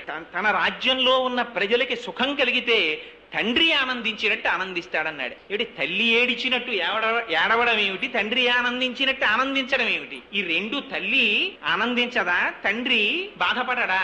మరి ఇలా ఎందుకు మాట్లాడినట్టు? దీనికి మహానుభావులు అప్పలాచార్య స్వామి వారు అద్భుతమైన వ్యాఖ్య రాశారు ఈ శ్లోకానికి. ఆయన అన్నారు, తల్లి ఏడవడం అంటే ఎప్పుడూ ఏడుస్తూనే ఉంటుంది పిల్లాడికి వచ్చిన కష్టానికి. దానికి ఎంత గొప్ప ఉదాహరణ రాశారంటే, ఒకనాడు ఒక తల్లి ఒక చంటి పిల్లవాడిని ఒళ్ళో పెట్టుకుని పక్క ఇంటి ఆవిడ వచ్చి మాట్లాడుతుండగా కబుర్లలో ఉండిపోగా ఈ పిల్లవాడు పాకుతూ వెళ్లి పక్కనే ఉన్నటువంటి బావిలో పడిపోయాడు. ఈ తల్లి పక్కనున్న ఆవిడతో మాట్లాడుతూ పిల్లవాడు పడిపోయాడనేటటువంటి విషయాన్ని తర్వాత గమనించినదై పెద్ద పెట్టున కేకలు వేస్తే ఇరుగు పొరుగు వారు వచ్చి ఆ పిల్లవాడిని పైకి తీశారు. వాడు రక్షింపబడ్డాడు. ఒక 25 సంవత్సరముల తర్వాత ఏ తల్లితో కబుర్లాడుతుండగా ఈ పిల్లవాడు నూతులో పడిపోయాడో ఆ తల్లి మళ్ళీ ఒకనాడు ఇంకొక ఊర్లో వీళ్ళకి తటస్థించింది. ఓహో నువ్వా అంటే నువ్వా అనుకుని ఇద్దరు మళ్ళీ ఈవిడింటికి వచ్చారు, కూర్చున్నారు, అరుగు మీద మాట్లాడుకుంటున్నారు. 25 సంవత్సరముల క్రితం పిల్లవాడిగా ఉండగా నూతిలో పడిపోయిన వాడు ఇప్పుడు అంత వాడై పెద్ద సూటు బూటు హ్యాటు వేసుకుని కారులోంచి తిరిగి ఇంట్లోకి వెళ్ళిపోతున్నాడు. ఈ కూర్చున్న అమ్మలక్కంది, అమ్మా ఆనాడు మన ఇద్దరం మాట్లాడుకుంటూ ఉండగా నూతిలో పడిపోయిన వాడు వీడే గదు అని అడిగిందిట. అవునమ్మా, నా అదృష్టం బాగుండి బతికి బట్ట కట్టాడు, కానీ ఆనాడు నీతో మాట్లాడటంలో పిల్లవాడి సంగతే మరిచిపోయానని ఇప్పుడు తల్లి కళ్ళమ్మట నీళ్లు ఎట్టుకుని కళ్ళు ఒత్తుకుంటుందిట. అప్పుడెప్పుడో నూతిలో పడిపోతే ఇప్పుడు కళ్ళు ఒత్తుకోవడం ఎందుకు అంటే, ఆనాడు తాను ఆదమరచి ఉండడం చేత పిల్లవానికి కలిగినటువంటి దుఃఖానికి ఇప్పటికీ తల్లి బాధపడుతూనే ఉంటుంది. ఇది భృశం భవతి దుఃఖితః, తల్లికుండే లక్షణం. పితేవ పరితుష్యతి, తండ్రి తాను సుఖపడాలని కోట, తన కొడుకు సుఖపడితే చాలట తాను సుఖపడినట్టు ఫీల్ అవుతాడు. వాడు వాలంటరీ రిటైర్మెంట్ పట్టేస్తాడు, ఉన్న ఫ్లాట్ అమ్మేస్తాడు, కొడుక్కి వీసా తీసుకొస్తాడు, అమెరికా పంపించేస్తాడు. అమెరికా వెళ్ళిపోయినటువంటి కొడుకు 2 సంవత్సరాలైనా వెనక్కి రాకుండా, నాన్నగారు చాలా మంచి ఉద్యోగం వచ్చింది, ప్రమోషన్ మీద ప్రమోషన్, ఇప్పుడు 10 రోజులు సెలవు పెట్టానంటే చీఫ్ ఎగ్జిక్యూటివ్ పోస్ట్ పోతుంది, నేను రావట్లేదు, నాకో కారు మా ఆవిడకో కారు 2 కార్లు కొనుక్కొని బ్రహ్మాండమైన ఫ్లాట్ కొనుక్కున్నానండి. ఏసీ కారులో ఎండలో వెడుతూ మీకు ఉత్తరం రాశాను, వెనక సీట్లో కూర్చుని మీరు సంతోషించవలసింది అని కార్డు రాస్తే రోహిణీ కార్తెలో ఈ ఉత్తరం వాడి ఇంటికి వస్తే పెంకుటింట్లో ఉన్న తండ్రి ఈ కార్డు అట్టుకుని నెత్తి మీద ఆచ్ఛాదనం వేసుకుని ఎదురింట్లో పడుకున్న వాళ్ళని నిద్రలేపి కార్డు చూపించి సంతోషపడిపోతాడు. ఈయన ఎక్కాడా ఏమైనా కారు, ఈయనకెందుకు సంతోషం, ఈయన ఎక్కక్కర్లా, తన కొడుకు ఎక్కితే చాలు ఈయన సంతోషపడిపోతాడు. పితేవ పరితుష్యతి, ఇది తండ్రికొక్కడిగా ఉంటుంది ఈ లక్షణం. ఈ 2 రాముడిలో ఉన్నాయా. వ్యసనేషు మనుష్యానాం భృశం భవతి దుఃఖితః ఉత్సవేషు చ సర్వేషు పితేవ పరితుష్యతి. అందుకని అటువంటి వాడు రాముడు కనుక మాకు రాముడు యువరాజుగా కావాలన్నారు. దశరథ మహారాజు గారు పిలిచి అన్నాడు, రేపు పొద్దున్న నీకు యవరాజ్య పట్ట అభిషేకం చేస్తాను రామా, కానీ ఈ విషయం భరతుడికి తెలియకూడదు, ఆయన వచ్చే లోపలే నీకు అయిపోవాలన్నాడు. ఏం నాన్నగారు ఎందుకలాగా అని రాముడు అడగలేదు. తండ్రి నిర్ణయించాడు అంతే. ఇంకొక విషయం, ఈ విషయం మీ మామగారికి చెప్పకు సుమా అన్నాడు. ఏమంటే మా మామగారికి తెలిస్తే ఏమవుతుంది నాన్నగారు అని రాముడు అడగలేదు. తండ్రి గారు నిర్ణయించారు, తనకి శిరోధార్యం అంతే. ఎప్పుడు చెప్పాడు ఈ మాట?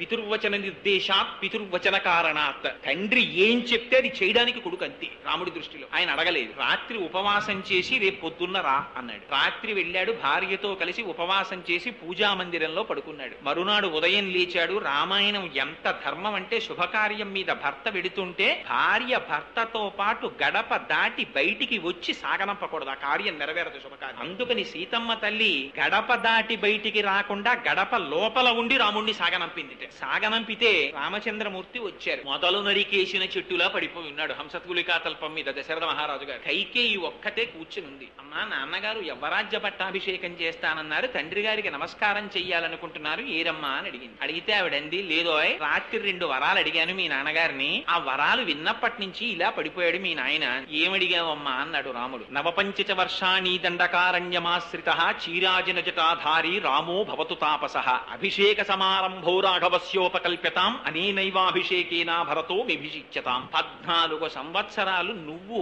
నారచీరలు కట్టుకుని పాదుకలు కూడా లేకుండా పల్లేరుకాయలు ఉన్నటువంటి దండకారణ్యంలో కాలినడకన 14 సంవత్సరాలు వైఖానస వృత్తిలో జీవితాన్ని గడపాలి. ఇదే ముహూర్తానికి మీ తమ్ముడు భరతుడికి పట్టాభిషేకం జరగాలి. ఈ 2 వరాలు కోరుకున్నానన్నాడు. మీరొక్కసారి ఆలోచించండి, యవ్వరాజ్య పట్టాభిషేకం చేస్తారని మనసులో అనుకున్నటువంటి వ్యక్తి తండ్రి దగ్గరికి వెళ్ళినప్పుడు తల్లి ఇటువంటి మాట మాట్లాడితే ఇంకొకడైతే ఏమైపోతాడు? మళ్ళీ కళ్ళు తెరిచి చూసేటప్పటికి ఇంటెన్సివ్ కేర్ యూనిట్ హే విద్ధిమాం ఋషిభిః తుల్యం కేవలం ధర్మమాస్థితం అంతే రాముడు అన్నది. అమ్మా నన్ను ఇంతేనా అమ్మా నీకు తెలుసున్నది? మా అమ్మ కౌసల్య నన్ను ఎలా పెంచిందో నువ్వు అలా పెంచావు కదమ్మా, నాకేం కావాలి? నేను ఋషి లాంటివాణ్ణి, నాకు నాన్నగారి మాట నెరవేర్చడం ఒకటే కావాలి. నాన్నగారు రాజ్యం పట్టం కట్టుకోమంటే నిన్నటి రోజున ఎందుకని నేను అడగలేదు. ఇవాళ నాన్నగారు అరణ్యవాసం చేయమంటే అలాగే వెళ్ళిపోతాను, చాలా సంతోషంగా వెళ్ళిపోతాను. ఒక్కసారి మా అమ్మకి నమస్కారం చేసి వెళ్ళిపోతాను. కానీ అమ్మా నేను ఒక్క విషయం అడుగుతున్నాను, ఏమనుకోకు. నన్ను 14 ఏళ్లు అరణ్యవాసానికి పంపించడానికి, భరతుడికి పట్టాభిషేకం చెయ్యడానికి నాన్నగారిని నువ్వు 2 వరాలు అడిగావా?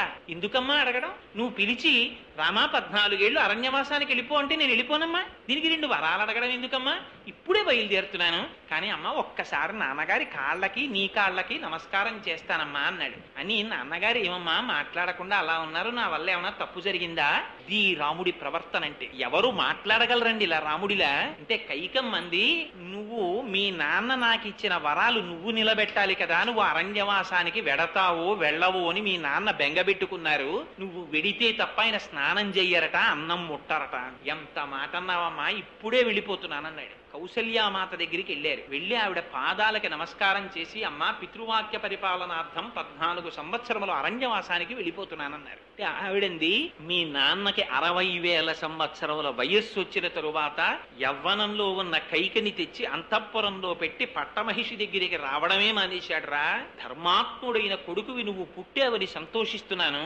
నువ్వు అరణ్యవాసానికి వెళ్ళిపోయిన తరువాత ఇక్కడ మీ నాన్న వల్ల సుఖం లేదు. కొడుక అరణ్యవాసానికి వెళ్ళిపోయాడు, నన్ను చూసేవాడెవరుంటాడు? భరతుడు యువరాజు అయితే, అందుకని నీతో అరణ్యవాసానికి వచ్చేస్తాను, తీసుకెళ్లమంది. రాముడి ధర్మం చూడండి. రాముడు అన్నాడు, ఎంత మాట అన్నావమ్మా, భర్తుక్కిల పరిత్యాగో నృశంసః కేవలం స్త్రియా సభవత్య నకర్తవ్యం మనసాపి విగర్హితం. ఏ స్త్రీ భర్తని విడిచిపెట్టేస్తానన్న మాట నోటితో అన్నదో ఆ స్త్రీ ముఖం కూడా చూడకూడదు, సమస్త పుణ్యరాశి పోతుంది.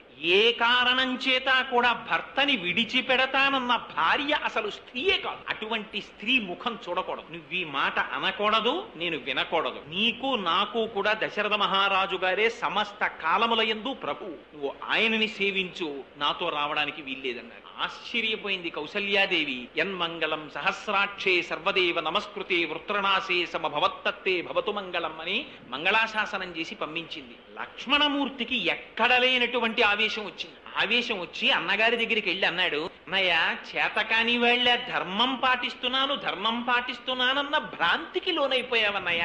పెద్ద కుమారుడికి రాజ్యాన్ని స్వీకరించేటటువంటి అధికారం ఉంది. నాన్నగారెవరన్నయ్య? యవ్వనంలో ఉన్న స్త్రీని తెచ్చి భార్యగా చేసుకుని ఆవిడికి పుట్టిన కొడుకుని తన సొంత సొమ్ము ఇచ్చినట్టు రాజ్యం ఇస్తాడా? నాన్నగారెవరు రాజ్యం ఇవ్వడానికి? నువ్వు ఒక్కసారి నీ కనుసైగ చెయ్యి, నా ధనస్సుకి సంధించినటువంటి బాణ పరంపర చేత ఈ కోసల రాజ్యాన్ని కాల్చి దశరథ మహారాజు గారిని ఖైదు చేసి నిన్ను ఇదే ముహూర్తానికి పట్టాభిషిక్తుడిని చేస్తానన్నాడు. గురోరప్యవలిప్తస్య కార్యాకార్యమజానతః ఉత్పదం ప్రతిపన్నస్య కార్యం భవతి శాసనం. వాడు పెద్దవాడవచ్చు, అన్నవచ్చు, తండ్రి అవచ్చు. ధర్మం తప్పిన తర్వాత వాడేం పెద్దవాడు? అనుజ్ఞయి అన్నయ్య, ఇప్పుడే బంధిస్తానన్నాడు. రాముడు ఏమన్నాడో తెలుసా అండి? ఎంత మాట అన్నావు లక్ష్మణ? అసంకల్పితమేవేహాయత కస్మాత్ ప్రవర్తతే నివర్త్యారంభమారబ్ధం నమ దైవస్య కర్మతత్. ఇది రాముడి ధర్మం అంటే. ఆయన ఎప్పుడూ ధర్మమే ఆయనకి కావలసింది. ఏరా, నిన్న రాత్రి పిలిచి పట్టాభిషేకం చేసుకోమంటే నాన్నగారా? ఇవాళ పిలిచి అరణ్యవాసం చేయమంటే నాన్నగారు కాదా? రాజ్యం ఇస్తే నాన్నగారు, రాజ్యం ఇవ్వకపోతే నాన్నగారు కాదు. నేర్పాడండి జాతికి రామచంద్రమూర్తి. తండ్రి ఉండగా నాన్నగారు ఇల్లు ఎన్ని వాటాలు వేస్తారండి? మీకు వాటా ఎందుకు? నలుగురి దగ్గర 4 నెలలుంటే మీ జీవితం వెళ్ళిపోదా? 2 స్ట్రోక్స్ ఇప్పటికే వచ్చాయి, ఏం ఉండిపోతారా ఉట్టి కట్టుకుని అని అడిగేటటువంటి పిల్లలు పుట్టిన దేశంలో ఎలా బ్రతకాలో, తండ్రితో ఎలా మాట్లాడాలో, తమ్ముడికి ఎలా నచ్చ చెప్పాలో నేర్పాడు రామచంద్రమూర్తి. ధర్మానికి కట్టుబడి.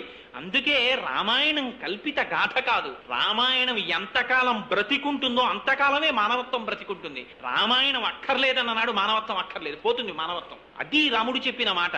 నిన్నను రాజ్యం ఇస్తానన్నవాడు తండ్రే, ఇవాళ అరణ్యవాసం చెయ్యమన్నవాడు తండ్రే. అందుకని నాకు కావలసింది పితృవాక్య పరిపాలనం తప్ప నా సుఖమా కాదా అన్నది నాకు అక్కర్లేదు, నేను అరణ్యవాసానికి వెళ్ళిపోతానన్నాడు. భార్య దగ్గరికి వెళ్ళాడు. సీతమ్మ తల్లండి. అంత రాముడు కూడా సీతమ్మకి చెప్పవలసి వస్తే కుంగిపోయాట. భార్య కదా. సీత కొంచెం బాధ వచ్చింది, 14 ఏళ్ళు అరణ్యవాసం చెయ్యాలి, బయలుదేరుతున్నానన్నాడు. అంటే సీతమ్మంది, ఎవడు దానికి అంత బాధపడుతున్నారు ఎందుకంటే? వెడుతున్నానంటున్నారేమిటి? వెడుతున్నామనండి, నేను వస్తున్నానండి. అంటే ఆయన అన్నాడు, అదేమిటి నువ్వెక్కడి నుంచి వస్తావు, నువ్వెందుకు వస్తావు? నువ్వు రావడానికి వీల్లేదు, మా నాన్నగారు నన్ను అరణ్యవాసం చేయమన్నారు కానీ నిన్న అరణ్యవాసం చేయమని లేదన్నారు. రాముడి ధర్మం చూడండి, నిజంగా చదవాలి అయోధ్యకాండ. ఒకసారి అయోధ్యకాండ చదివినా విన్నా ఆశ్చర్యంగా ఉంటుంది. నేను టైం లేదని కుదించేస్తున్నాను కానీ నిజానికి చాలా బాధతో అసలు నిజంగా ఏమి సంవాదం జరుగుతుందండి సీతారాముల మధ్య. నువ్వు రావద్దన్నాడు. అంటే ఆవిడంది, ఎందుకు రాకూడదని? భర్త భార్యని సుఖపెట్టాలి తప్ప కష్టపెట్టకూడదు. ఇక్కడుంటే సుఖపడతావు, అక్కడికి వస్తే కష్టపడతావు అంది. అంటే ఆవిడంది, ఏం కష్టం ఉంటుంది అక్కడ? పాములు పాకుతాయి, దోమలు కుడతాయి, క్రూర మృగాలు అరుస్తాయి, చెట్టు చామల కింద పడుకోవాలి అని అన్నీ చెప్తే ఆవిడంది, ముళ్ళు ఉంటాయండి అని. రాముడంటే సీతమ్మంది, మీరు 14 సంవత్సరములు పాదుకలు లేకుండా నడుస్తారు కదా, గురువులకి దర్భలు తీసుకెళ్లేటప్పుడు శిష్యులు మొదలు వరకు కోసేస్తారు కదా, ఆ ముళ్ళిలా పైకి లేచి ఉంటాయి. పాదుకలు లేకుండా మీరు కాలు పెట్టినప్పుడు అవి మీ కాళ్లలో గుచ్చుకుని రక్తం కారుతుందేమో. అగ్రతస్తే గమిష్యామి మృద్నంతి కుశకంటకాన్. అందుకని నేను ముందెడతాను, ఆ దర్భల్ని తొక్కుతాను, అవి మెత్తపడ్డాక మీరు నడుతురు గాని ఆ శుశ్రూష చెయ్యలేనప్పుడు నేను ఎందుకు? సాధారణంగా అక్కడ చాలా కష్టం ఉంటుంది. అంటే మీరు వెళ్ళిరండి అన్నది కాదు భార్య. భార్య అంటే ఎలా ఉండాలో ధర్మం నేర్పిందండి మహాతల్లి. మా పుట్టింట్లో ఇలాంటి అలవాటు లేదండి, వీళ్ళింట్లో అంతే అన్నది భార్య. మెట్టినింటి పేరే స్మరించినది పతివ్రత మహాభాగా ఛాయేవాను గతా సదా. వాడి దౌర్భాగ్యం అన్నమాట అటువంటి భార్య దొరికిందంటే. మీరు ఉత్తమ వంశ సంజాతులో కాదో నిర్ణయింపబడేది మీ ప్రవర్తన చేత. మీ అత్తగారిని, మీ మామగారిని, మీ అత్తవారి ఇంటిని, మీ భర్తని, మీ బావమరుదుల్ని, మీ మరుదుల్ని తలుచుకున్నది భార్య. అస్తమానం పుట్టింటి వైభవాన్ని మరిచిపోమని ఎక్కడా చెప్పలేదు. తండ్రిని, పుట్టింటి వైభవాన్ని గుర్తుపెట్టుకోవలసిందే. కానీ మాట్లాడినప్పుడల్లా వీళ్ళకి ఇదే అలవాటండి, మా ఇళ్లలో అలవాటు లేదు ఇది అంటారు కొందరు. అది వాడి దౌర్భాగ్యాన్ని సూచిస్తుంది. సీతమ్మ నేర్పింది అలా మాట్లాడకండి అని నేర్పింది ఆవిడ. అగ్రదస్తే గమిష్యామి మృద్నంతి కుశకంటకాన్. ఆవిడంది నువ్వుండగా నాకు కష్టమేమిటి రామా, అసలు నా తంత్రి వజ్జతే వీణ నా చక్రే వర్తతే రథః నాపతి సుఖమే దేతా యస్యాదపి శతాత్మజ. ఇక్కడ దశరథుడున్నాడు, లక్ష్మణుడున్నాడు, భరతుడున్నాడు, శత్రుఘ్నుడున్నాడు, వాళ్ళందరూ రక్షిస్తారు, నువ్వు ఇక్కడుండు నీకు ఇక్కడ సుఖం ఉంటుందంటే ఏమిటయా? నా తంత్రి వజ్జతే వీణ. వీణ తీగ గోటి చేత కొట్టబడి దెబ్బతిని మోగుతుంది. వీణ తీగ మోగుతోందంటారా, వీణ మోగుతోందంటారా? రథచక్రం రహదారి మీద నడిచేటప్పుడు గోతుల్లో పడి దెబ్బలు తిని నడుస్తుంది. రథచక్రాలు నడుస్తున్నాయంటారా, రథం నడుస్తోందంటారా? అమ్మ నిద్ర లేచి నిద్ర మంచం మించి దిగుతుంటే అరిచేతులు అమ్మ కాళ్ళ కింద పెట్టి నడిపించేటటువంటి 1000 మంది కుమారులు ఉండవచ్చుగాక. ఇంతమంది ఇచ్చేటటువంటి సుఖం, భర్త ఇచ్చేటటువంటి సుఖం ముందు ఫోటో వద్దుకి సరిపోదు. నువ్వున్నది అయోధ్య, నువ్వు లేనిది అరణ్యం, నాకు అక్కర్లేదు, నీతో వస్తానంది. అంటే రాముడు అన్నాడు, ఎంత చిత్రమైన మాట అన్నాడో తెలుసా అండి? ఇది రాముడు అనగలడు, వేరొకడు అనలేడు. విప్రియం చ కర్తవ్యం భరతస్య కదాచన సహిరాజా ప్రభుస్త్వైవ దేవస్య చ కులస్య చ. సీత, భరతుడు రాజవుతున్నాడు, ఆయన యువరాజు అవుతాడు. నువ్వు వదిన గారిగా ఇంతకు ముందు నువ్వు మరిది కదా అని ఓయ్ భరత ఇలా రావోయ్ అని పిలిచి స్వతంత్రంగా ఆయనకి కొన్ని పనులు చెప్పేదానివి. ఇప్పుడు అలా పిలవకు సుమా, ఆయన యువరాజు, మన కుల గౌరవం ఆయన చేతిలో ఉంది, ఆయన సింహాసనం మీద కూర్చుంటాడు. అరమరికలిరిగి భరతుడి పట్ల గౌరవంతో ప్రవర్తించడం నేర్చుకో. ఇది రాముడు చెప్పిన మాట. తన రాజ్యాన్ని భరతుడు కొట్టేస్తుంటే ఈ మాట భార్యకి చెప్పగలిగినటువంటి వాడు ఉంటాడండి ప్రపంచంలో? తన కుల గౌరవం మీద, తన తండ్రి మాట మీద, తన తమ్ముడి రాజ్యాధికారం మీద రాముడికున్న ప్రేమ అటువంటిది. నేను విననేగాక వినను. అహం గమిష్యామి వనం సుదుర్గమం మృగాయుతం వానరైర్యుతం అహం నివశ్యామి యథాపితుర్గృహే తవైవ పాదాయుపగృహ్య సంయుత అని అవతార ప్రయోజనాన్ని జ్ఞాపకం చేసింది అమ్మవారు. నేను అక్కడే ఉంటాను అరణ్యంలో అంటే భార్య ఎటువంటిదో గుర్తెరగకుండా భర్త తాళి కట్టిన దగ్గర నుంచి ఏ పని పడితే ఆ పని చెప్పకూడదు. ఇది రాముడు చెప్పిన తీర్పు. భగవంతుడి చేత ఇయ్యబడినటువంటి కానుక భార్య. అందుకని ఎప్పుడు పడితే ఎప్పుడు, ఎలా పడితే అలా తను ఎక్కడికో తనకిష్టమైన పనులు చెయ్యడానికి వెళ్ళిపోతూ భార్యని కూడా నీ ఇష్టంతో సంబంధం లేదు, నన్ను కట్టుకున్న తర్వాత నా ఇష్టం అని చెప్పేసి అస్తమానం ఆవిడ్ని బలవంత పెట్టకూడదు. భార్యని ఎంత జాగ్రత్తగా చూసుకోవాలో నేర్పాడండి రామచంద్రమూర్తి. ఎందుకని జనక మహారాజు గారు కన్యాదానం చేస్తూ చెప్పాడు, ఈవిడ కామ్యపత్ని కాదు, నీ చిత్తం వచ్చినట్టు నీ చేతిలో ధనస్సు పట్టుకున్నట్టు కత్తి పట్టుకున్నట్టు నీ ఇష్టం వచ్చినట్టు వాడడానికి వీల్లేదు. ఈవిడ పతివ్రత, మహాభాగా, ఛాయేవానుగతా సదా, అందుకిస్తున్నాను రామా అన్నాడు. ఆ మాట గుర్తు పెట్టుకున్నాడు. తను ఎందుకు కన్యని స్వీకరించాడో గుర్తు పెట్టుకున్నాడు. నీ అంత నువ్వు పరిపూర్ణమైన మనస్సుతో వస్తున్నావో లేదో పరిశీలించడానికి ఈ మాట అన్నాను. ఇంత నిండు మనస్సుతో నాతో నువ్వు వస్తే స్వాగతిస్తున్నాను సీత, నాతో రా అన్నాడు. ఇది రాముడి ధర్మం. ఇవాళ మన దిక్కుమాలిన సంస్కారం ఏ స్థితికి వచ్చిందంటే, తాళి కట్టిన దగ్గర నుంచి ఆదివారం వస్తే వీడు 6గురిని పోగేసుకొస్తాడు, హాల్లో కూర్చుని అట్టముక్కలతో ఆట మొదలెడతాడు, ఆవిడ కాఫీలు తీసుకొచ్చి వీడికి అందించాలి. ఎందుకు అంటే నేను తాళి కట్టాను కాబట్టి నా ఇంటి పెరటిలో ఉన్న గొర్రెకి నా ఇంటిలో ఉన్న భార్యకి తేడా తెలియనటువంటి సంస్కార రహితమైన స్థితికి మనం చేరిపోయాం. రాముడు తాను తాళి కట్టినటువంటి భార్యని అరణ్యవాసానికి తీసుకెళ్లడానికి ఇష్టపడిన భార్యని ఎంత పరిశీలించి తీసుకెళ్లాడో చూడండి. నిష్కారణంగా భార్యని కష్ట పెట్టకూడదు, ఆవిడ కంటి వెంట నీటి బిందువు రాలకూడదు. ఇది నేర్పాడు రాముడు. ఈ ధర్మాన్ని చూపించాడు మహానుభావుడు. అరణ్యవాసానికి వెళ్ళాడు. భరతుడు గబగబా వెంట వెళ్ళాడు. అన్నయ్య రాజ్యం నాకు అక్కర్లేదన్నయ్య అన్నాడు. నిజంగా భరతుడు లాంటి క్యారెక్టర్ ఎక్కడ ఉంటుందండి? ఏమి క్యారెక్టరైజ్ చేశారండి వాల్మీకి మహర్షి. రామాయణం అనుభవించాలంతే. నిజంగా రామాయణం రామచంద్రమూర్తి క్యారెక్టరు ఏదో అందానికి చెప్తానన్నాను గాని నా మోహన్ నేను పట్టుకొచ్చిందండి గంటన్నరలో నేనేం చెప్పను రాముడి గురించి. కానీ అసలు నిజంగా పాపం భరతుడికి తెలియనే తెలియదు రాముడు అరణ్యవాసానికి వెళ్ళిపోయాడని. వచ్చి కైకమ్మ తల్లి కాళ్ళ మీద పడ్డాడు. పడి అమ్మ నాన్నగారు ఎక్కడా ముందు తండ్రి గారికి నమస్కారం చేద్దామని వెళ్ళాడు, కనపడలేదు. కైకమ్మ దగ్గరికి వచ్చి కైకమ్మ పాదాల మీద పడ్డాడు. పడితే ఆవిడంది, ఉత్తిష్టోత్తిష్ట కింశేషే రాజన్ పుత్ర మహాయశ అంది. ఓ రాజా లేవోయ్ అని. హడిలిపోయాడు పిడుగుపడ్డట్టు. ఇది నన్ను రాజా అంటోంది ఏమిటి? తండ్రి గారు ఉన్నారు, తండ్రి గారికి ఏదైనా అమంగళం జరిగితే పెద్దన్న గారు రాముడు ఉన్నాడు, మధ్యలో నేను రాజునేమిటని హడిలిపోయట్టయిన. అక్కర్లేని పదవి, అక్కర్లేని బిరుదు పక్కన తగిలిస్తే సన్మార్గంలో ఉన్నవాడు ఎంత బెంగ పెట్టుకోవాలో చూపించాడు రామాయణంలో. ఉత్తిష్టోత్తిష్ట కింశేషే రాజన్ పుత్ర మహాయశ అంటే అదేమిటమ్మా అంత అన్యాయమైన మాటలంటున్నావు, నేను రాజునేమిటమ్మా? రాజుగారైన దశరథ దశరథ మహారాజు గారు ఏరమ్మా అన్నారు. అంటే ఆవిడ్ని దేవతలు ఆవహించారు. ఆవిడంది, ఏమిటో అంత బెంగెట్టుకుంటావు, యాగతి సర్వభూతానాం తాంగతింతే పితాగత, అన్ని భూతాలు చిట్ట చివరికి ఎక్కడికి పోతాయో మీ నాన్న అక్కడికే పోయాడోయ్ అంది. అడిగిపోయాడు. అదేమిటమ్మా, అయితే నాన్నగారు శరీరం విడిచిపెట్టేశారా అన్నాడు. విడిచిపెట్టేశారంది. అంటే అమ్మా మరి రాముడేడమ్మా అంది. అని నేను నిజంగా 30 రోజుల రామాయణం చెప్తే ఇవన్నీ చెప్పాలనుకున్నానండి. ఎన్ని మహాపాతకాల చిట్టాయో చెప్పాడు. రాముడు ఇటువంటి దోషాలు ఏమైనా చేశాడా, ఎందుకు పంపించేశారు రాజ్యంలోంచి అని అడిగాడు. ఆవిడంది, రాముడు అలాంటి దోషాలు ఎందుకు చేస్తాడంది, కైకకి తెలుసు అలాంటి దోషాలు చేయలేదు, నేనే అడిగేవారా, అడిగి పంపించేశాను రా, నీకు పట్టం కడదామని పట్టాభిషేకం చేసేసుకోంది. భరతుడు అన్నాడు, యావన్న రామం ద్రక్ష్యామి లక్ష్మణం వా మహాబలం వైదేహీం వా మహాభాగాం నమే శాంతిర్భవిష్యతి యావన్న చరణౌ భ్రాతు పార్థివ్యం జనాన్వితౌ శిరసాధారయిష్యామి నమే శాంతిర్భవిష్యతి.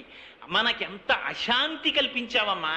సీతారాములు లక్ష్మణుడితో కలిసి ఉన్నారు. ఇప్పుడు ఆ లక్ష్మణుడితో కలిసి ఉన్న సీతారాముల దర్శనం చేసినాడు, నా బతుక్కి శాంతి. లక్ష్మణుడు వెళ్ళాడమ్మా, నాకన్నా వెనక పుట్టినవాడు, నేను రాముడి రాజ్యం పుచ్చుకున్నానా, ఎంత దౌర్భాగ్యుణ్ణమ్మా నేను, ఎంత అపనిందన మీద పారేశావమ్మా. భరించేవాడు భరతుడయ్యాడు. ఆఖరికి ఆ రామచంద్రమూర్తిది సీతమ్మ తల్లిది పద రజస్సు తీసి నా శిరస్సు మీద చల్లుకుంటే కానీ నాకు శాంతి లేని స్థితి తెచ్చావమ్మా. నాకు అక్కర్లేదు ఈ రాజ్యం, ఇప్పుడే వెళ్ళిపోతున్నారు అరణ్యానికి అన్నాడు. అని వెళ్లి అన్నగారి పాదములు పట్టుకుని అలోమని ఏడిచాడు. రాముడు ఎదురొస్తుంటే లక్ష్మణుడు చూశాడు. కాలధ్వజం కలిగినటువంటి సైన్యం వస్తోంది. అన్నయ్య ఏదో కోలాహలం వినపడుతోంది, శత్రువులు వస్తున్నారేమో, చెట్టెక్కి చూడనా అన్నాడు. చూడబోయ్ అన్నాడు రాముడు. ఆయన నిత్యాగ్నిహోత్రీకుడు, పర్ణశాలలో అగ్నిహోత్రం చేసేవారు రామచంద్రమూర్తి. చెట్టెక్కి చూశాడు, కాలధ్వజం కనపడింది. అన్నయ్య వచ్చేస్తున్నాడు, సీతమ్మ తల్లి లోపలికి పంపించేసి గబగబా మన అస్త్రశస్త్రాలని బయట పట్టుకొచ్చాయన్నాడు. ఏమైందిరా, ఎందుకు తొందర అన్నాడు రాముడు. అంటే అన్నయ్య వచ్చేస్తున్నాడు, భరతుడు సైన్యమంతటితో వచ్చేస్తున్నాడు, బహుశః మన్ని నిర్జించడానికే వస్తున్నాడు అన్నయ్య,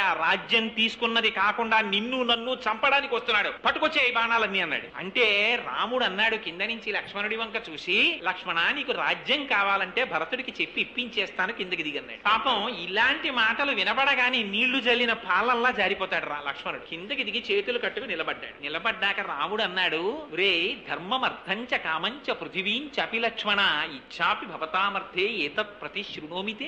ఏమి మాటండి ఈ శ్లోకాలు, పటాల మీద రాసి ఇళ్లల్లో పెట్టుకోవలసిన పటాలు. ఇవాళ తమ్ముడికి ఉంచకుండా తినేసే అన్నయ్య, అన్నయ్యకి లేకుండా తినేసే చెల్లెలు. పూర్వం ఒక చిన్న మధుర పదార్థం తీసుకొస్తే ఇంటికి తల్లిలో మాట చెప్పేది, మీ తమ్ముడికి కొంచెం ముక్క గిన్నెలో పెట్టి నువ్వు తిననేది. పంచుకు తినడం చిన్నప్పటి నుంచి నేర్పేవారు. అన్నయ్య రాకుండా నేను తినేనా అమ్మా అంటే, వాడు వస్తే నీ కొంచెడేవు నువ్వు తినే అన్న ఇప్పుడు తల్లిదండ్రులు నేర్పుతున్నారు. మన జాతి దౌర్భాగ్యం అలా వచ్చింది. కానీ రాముడు ఏమన్నాడో తెలుసా అండి, ధర్మం అర్థంచ కామంచ పృథివీంచాపి లక్ష్మణ చాపి భవతామర్థే ఏతత్ ప్రతిశృణోమితే. లక్ష్మణ నాకు ధర్మం కాని అర్థం కాని కామం కాని ఈ మూడు నేను అనుభవిస్తే ఎప్పుడు అనుభవిస్తానో తెలుసా, నా తమ్ముళ్ళు కూడా అలా అనుభవిస్తే నేను అనుభవిస్తాను. నా తమ్ముళ్ళకక్కర్లేని సుఖం నాకు అక్కర్లేదు, వాళ్ళకి లేని సుఖం నేను పొందను. అందుకని భరతుడు నిజంగా అలాంటి వాడు అనుకుంటున్నావా, వచ్చాక చూపిస్తాను, నువ్వు ఏమడిగితే అది తృణప్రాయంగా వదిలేస్తాడు భరతుడు.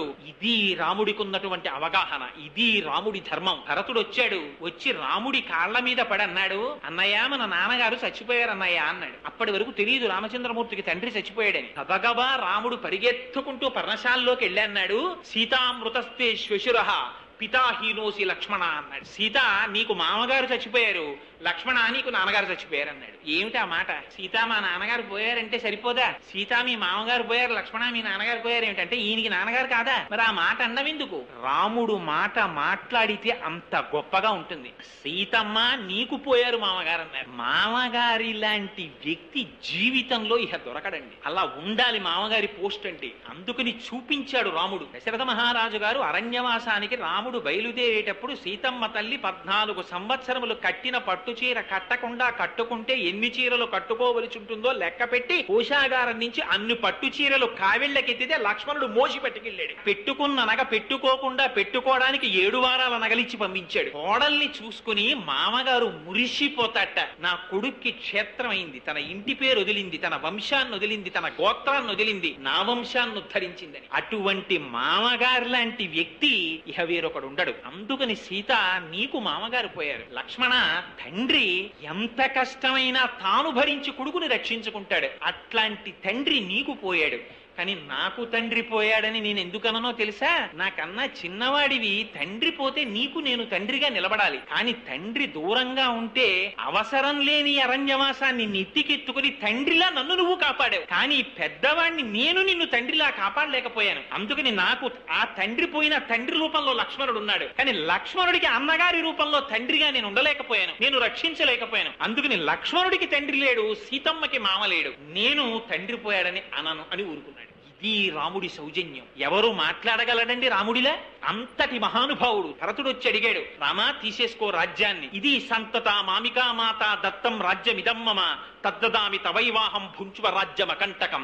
ఏ కైకమ్మ కోరుకుందో ఆ కైకమ్మ చెప్పింది తీసేసుకోమని. కౌసల్య చెప్పింది, సుమిత్ర చెప్పింది, వశిష్ఠుడు చెప్పాడు, జాబాలి చెప్పాడు, కాశ్యపుడు చెప్పాడు, ఇంతమంది మహర్షులు చెప్పారు. చెబితే రాముడు అన్నాడు, మీ అందరికీ ఇచ్చిన మాట కాదది, మా తండ్రి గారికి ఇచ్చాను మాట. ఏమని? నాన్నగారు 14 సంవత్సరములు అరణ్యవాసం చేస్తానని చెప్పాను. మా నాన్నగారు ఎవరికి ఇచ్చారు మాట? కైకమ్మకి ఇచ్చారు 2 వరాలు. ఇప్పుడు నేను రాజ్యానికి వస్తే ఎవరు సత్యభ్రష్టుడవుతాడు? మా నాన్నగారు సత్యభ్రష్టుడవుతాడు. అందుకని తండ్రిని సత్యభ్రష్టుణ్ణి చేసిన కొడుకు ఒక కొడుక. సత్యమేవేశ్వరో లోకే సత్యం పద్మాశ్రితా సదా సత్య మూలాని సర్వాణి సత్యాన్ నాస్తి పరమం పదం. నేను రానన్నాడు. జాబాలి నాస్తికవాదం చెప్పాడు. ఏమిటో మా నాన్నకి ఇచ్చిన మాట అంటా ఏమిటి?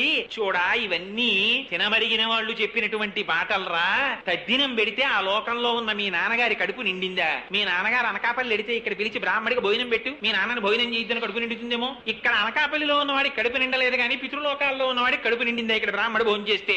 ఏదో వాళ్ళు ఇవన్నీ పెట్టారు, ఉట్టి మాటలు నమ్మక రామా అన్నాడు. పితృలోకం ఏమిటి, దశరథుడు ఏమిటి, తండ్రి ఏమిటి? ఏదో ఆయనకి మీ అమ్మాయితో కామం కలిగింది, వీర్యాన్ని నిక్షేపించాడు, నువ్వు పుట్టావు. ఇప్పుడు తండ్రి తండ్రి తండ్రి తండ్రి నిన్ను కందామని మీ అమ్మతో ఏం సంగమించాడు ఏమిటి ఆయన? అందుకని ఇలాంటి పిచ్చి పెట్టుకోకు, రాజ్యం పుచ్చుకో అన్నాడు. అంటే రాముడు అన్నాడు, ఇంత నాస్తికుడవని తెలిసి నీలాంటి వాణ్ణి మా నాన్నగారు ఎలా పెట్టుకున్నారు కొలువులో అని అడిగాడు. నీ పాటి ధర్మం నాకు తెలియక కాదు, నీ కంటితో చూసింది నిజం కాదు, వేదం చెప్పింది ప్రమాణం. తద్దినం ఎందుకు పెట్టాలో కూడా రాముడు చెప్పాడండి. వేదంలో చెప్పారు, ఇక్కడ కొడుకు తన చేతితో నీటిని విడిచిపెడితే అది పితృదేవతల యొక్క దాహం తీరుస్తుందని. వేదం ఏం చెప్పిందో అది ప్రమాణం, నువ్వు చెప్పింది ప్రమాణం కాదు. ఈ నాస్తికవాదం నా దగ్గర చెప్పకన్నాడు. కనీసం ఈ మాటలు వినైనా వస్తావేమోనని పిలిచాను తప్ప ఇది నిజమని మాత్రం కాదు రామా, నువ్వే గెలిచావన్నాడు జాబాలి. తండ్రికి మరణించాడని తెలిసి రాముడు పిండం పెట్టాడండి. దేంతో పెట్టాడో తెలుసా? గారపిండి ముద్దతో పెట్టాడు. పిండం దర్భల మీద పెడితే ఆ వెనకాతలు వస్తున్నారు కౌసల్య, సుమిత్ర, కైకేయి. కౌసల్య చూసి అంది, రాముడు గారపిండి ముద్దతో పిండ ప్రదానం చేశాడంటే రాముడు గారపిండి తిని బతుకుతున్నాడనమాట నా కొడుకని ఏడిచింది ఆవిడ. తాను ఏమి తింటే అటువంటి దాంతో తదినం పెట్టాలి. తను చక్రకేళి అరటిపండు, అమృతపాణి అరటిపండు రాత్రి తిని పడుకోవడం అలవాటు చేసుకుని తండ్రి గారి తద్దినానికి మాత్రం పావలాకి 8 అరటిపండ్లు తేకూడదు. తను ఏం తింటే అది పెట్టాలి పితృకార్యంలో. అది నేర్పాడు రామచంద్రమూర్తి. అడుగడుగునా ధర్మమేనండి రాముడు, అడుగడుగునా సత్యమే. అందుకని నాకు అక్కర్లేదు రాజ్యం అన్నాడు, విడిచిపెట్టేశాడు. ప్రాయోపవేశం చేసేస్తానన్నాడు భరతుడు. నువ్వు రాజ్యానికి రాకపోతే ప్రాయోపవేశం చేస్తానన్నాడు. క్షత్రియుడు ప్రాయోపవేశం చెయ్యకూడదు. బ్రాహ్మణుడు కోరిక తీరకపోతే క్షత్రియుడు ముందు ప్రాయోపవేశం చెయ్యాలి. రాజ్యాధికారం ఉందో నువ్వు ప్రాయోపవేశం చేయడం ఏమిటి? మళ్ళీ ధర్మం తప్పావు. దీనికి ప్రాయశ్చిత్తం ఏమిటో తెలుసా? ఒక ధార్మికుడిని ముట్టుకో. ఎవడు ధర్మాన్ని కంటికి రెప్పలా అనుష్ఠానం చేస్తున్నాడో వాడిని ముట్టుకో, అప్పుడు నీకు ప్రాయశ్చిత్తం అన్నాడు రాముడు. దేవతలు వచ్చారు, ఋషులు వచ్చారు, అందరూ వచ్చి నిలబడ్డారు. ఎవరిని ముట్టుకోమని చెప్పారో తెలుసా అండి? రాముడిని ముట్టుకోమన్నారు. రాముడి లాంటి ధార్మికుడు లేడు. అంతటి మహానుభావుడు రామచంద్రమూర్తి అంటే ఆయన జీవిత పర్యంతం సత్యము ధర్మము, సత్యము ధర్మము, సత్యము ధర్మము, ఈ 2 తప్ప రాముడికి అసలు వేరొక విషయం అక్కర్లేదు. ఈ రెండింటినే ఆయన అనుష్ఠానం చేస్తూ వెళ్ళాడు. అరణ్యకాండలోకి వెళ్ళాడు. జటాయువు మరణించింది. మరణించిన జటాయువుకి అగ్ని సంస్కారం చేసి నువ్వు ఊర్ధ్వలోకాలకు వెళ్ళిపో అన్నాడు. అదేమిటి? ఒక మనిషి ఎలా పంపిస్తాడు ఊర్ధ్వలోకాలకి? ఆయనకి తగిన పనే.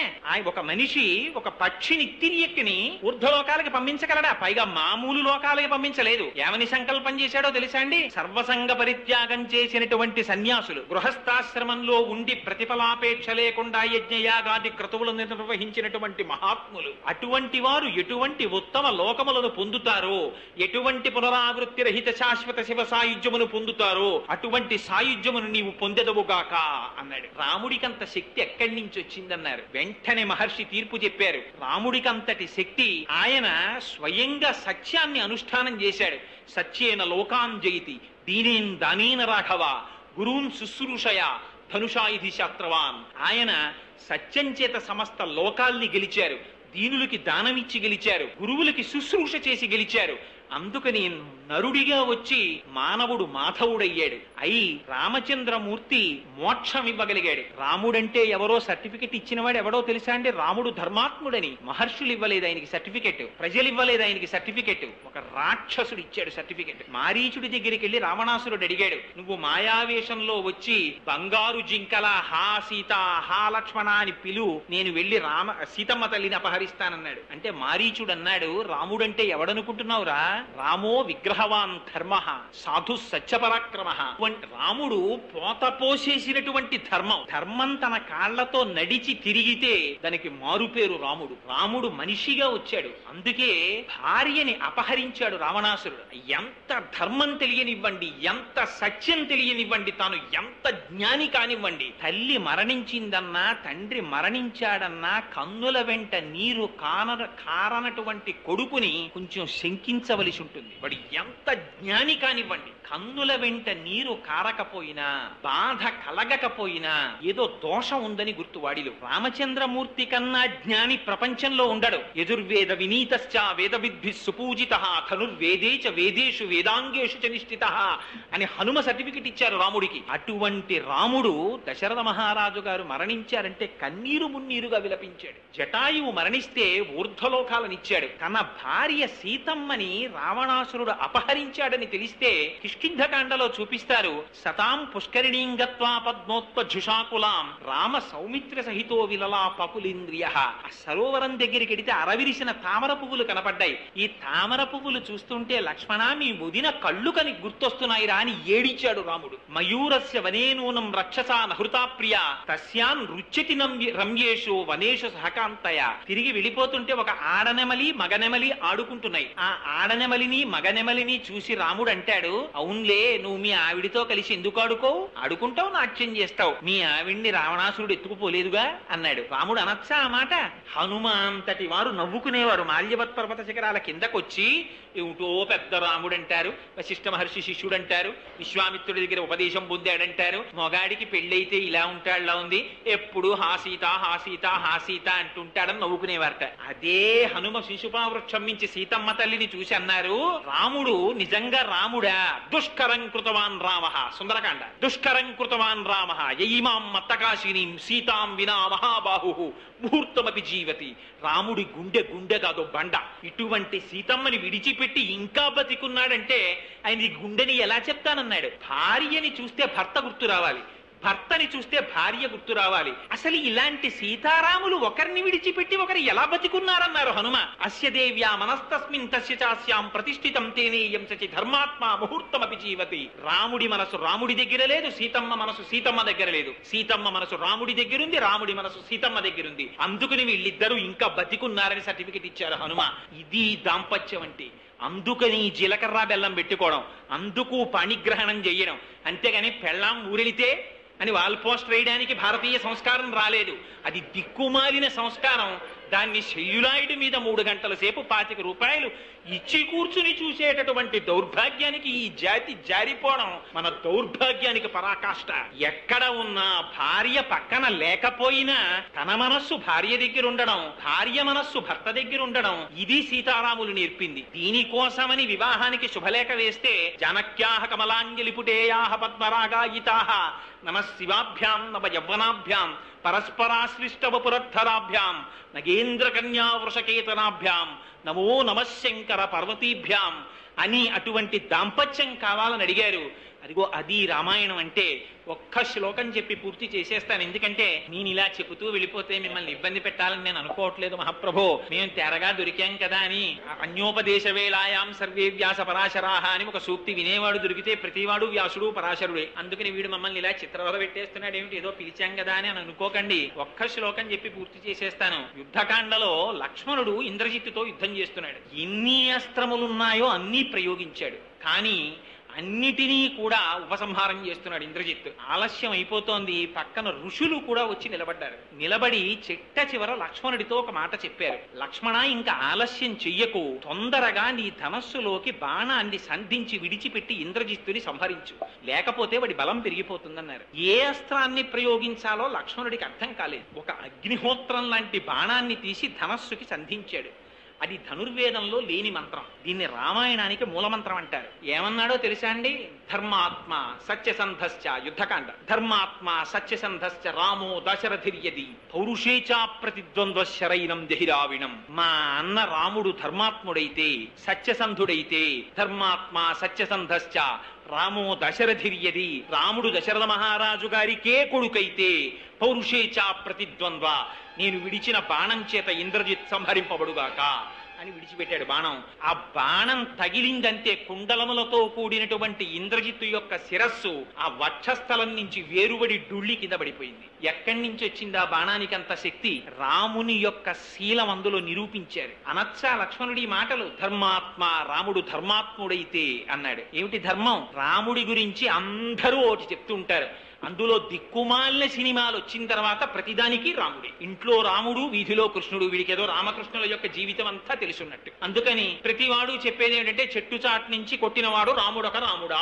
వీడు ఎంత చదివాడో నాకు అర్థం కాదు, కానీ పెద్దలను ఆశ్రయించి తెలుసుకోవడం అన్నది పోయింది ఈ జాతికి. ఈ బాధ ఎవరి వరకు పడ్డారో తెలుసా అండి? చంద్రశేఖర పరమాచార్యుల వారంతటి వారు బాధపడ్డారు. ఇవాళ అక్కర్లేని విషయాలతో కూడిన పుస్తకాలన్నీ బజార్లో ఉన్నాయి. సబ్బులు ఎన్నున్నాయో అన్ని పుస్తకాలు వచ్చాయి. కానీ సక్రమంగా చెప్పగలిగినటువంటి వ్యాఖ్యానాలు ఒక్కట్లేవు. అది చంద్రశేఖర్లు బాధపడ్డారు. అందుకని ధర్మాత్మ, నిజంగా రాముడు ధర్మాత్ముడైతే ఎందుకన్నాడు లక్ష్మణుడు? చెట్టు చాటు నుంచి వాలిని కొట్టి రాముడు చంపేశాడు. ప్రతి వాడికి ఇదోడు దొరికింది. నిజంగా చెట్టు చాటు నుంచి రాముడు వాలిని కొడితే బాణం ఎక్కడ గుచ్చుకోవాలి? వీపులో గుచ్చుకోవాలి. ఎక్కడ గుచ్చుకుంది బాణం? వక్షస్థలంలో గుచ్చుకుంది. ఎదురుగుండా నించుని కొట్టన వాడి బాణం వక్షస్థలంలో ఎలా తగులుతుంది? దీనికి అసలు రహస్యం ఎక్కడుందంటే, వాలి వేగం సామాన్యమైన వేగం కాదు. వాడు సంధ్యావందనం చేస్తే అర్ఘ్యం ఇవ్వడానికి 4 సముద్రాల ఒడ్లకి ఎగురుతాడు వాడు. అంత వేగం ఉంది వాడికి.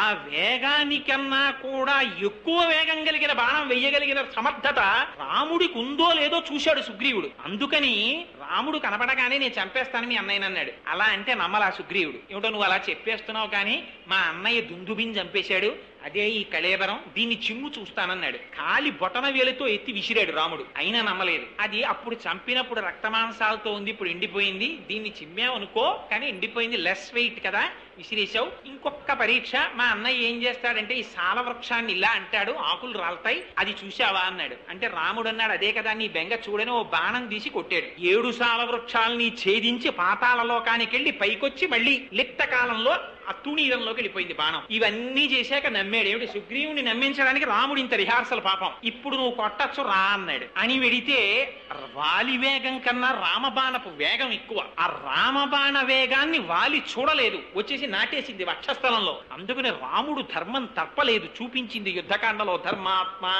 సత్యసంధశ్చ, రాముడు అబద్ధం ఆడాడన్నారు. పట్టాభిషేకం నిర్ణయించిన తరువాత మరునాడు ఉదయం అరణ్యవాసానికి రామచంద్రమూర్తిని రథమెక్కించుకుని సుమంత్రుడు తీసుకెళ్లిపోతున్నాడు. ఓ ప్రోటోకాల్ ఒకటి ఉంటుంది. దాంట్లో రాజుగారు ఉత్తరీయం జారిపోతుండగా గవాక్షంలోకి వచ్చి అరవకూడదు. కానీ దశరథ మహారాజు గారు కొడుకెళ్ళిపోతున్నాడన్న బెంగతో బయటికి వచ్చి రామ ఆగు ఆగు అంటున్నాడు. రాముడు ఆగట్లేదు. తన కింద పని చేస్తున్న సుమంత్రుడు రథం తోలుతున్నాడు. సుమంత్ర రథం ఆపు అన్నాడు. రాజు దశరథుడు, సుమంత్రుడు సేవకుడు, రథం ఆపాలి. ఆపుతున్నాడు సుమంత్రుడు. రాముడు అన్నాడు, రథం నడుపు అన్నాడు. సారథి లోపల కూర్చున్న రథి మాట వినాలి. లోపల కూర్చున్న నీ మాట విననా, మహారాజు దశరథుడి మాట విననా అంటే రాముడు అన్నాడు, లోపల కూర్చున్న రథి మాట వినాలి, సారథి నడుపు అన్నాడు. సరే ఇప్పుడు నడుపుతాను, కానీ రేపు తిరిగి వచ్చాక మీ నాన్న ఉరే రథం ఆపరా అంటే ఎందుకు ఆపలేదని అడిగితే ఏం చెప్పనన్నాడు. రథ చక్రాల చప్పుల్లో నువ్వు అసలు అరిచింది నాకు వినపడలేదని చెప్పన్నాడు. మరి అబద్ధం చెప్పడం ఓటి, చెప్పించడం ఓటినా? మరి అబద్ధం చెప్పలా రాముడు అన్నారు. కానీ ఇక్కడ ఒక ధర్మ సూక్ష్మం గుర్తించాలి. రాముడు తండ్రి మాటకి, ఆ చిన్న మాటకి కట్టుబడి రథం ఆపితే ఇహ దశరథుడు అరణ్యవాసానికి వెళ్ళనివ్వడు. వెళ్ళకపోతే తండ్రి సత్యభ్రష్టుడైపోతాడు. చిన్న అబద్ధం చెప్పి పెద్ద సత్యాన్ని ఆవిష్కరించాడు కనుక అది సత్యం కిందకు వస్తుంది. కానీ అసత్యం కిందకి రాదు. అందుకని ధర్మాత్మ సత్యసంధశ్చ రామో దశరథిర్యది, రాముడు దశరథుడి కుమారుడైతే.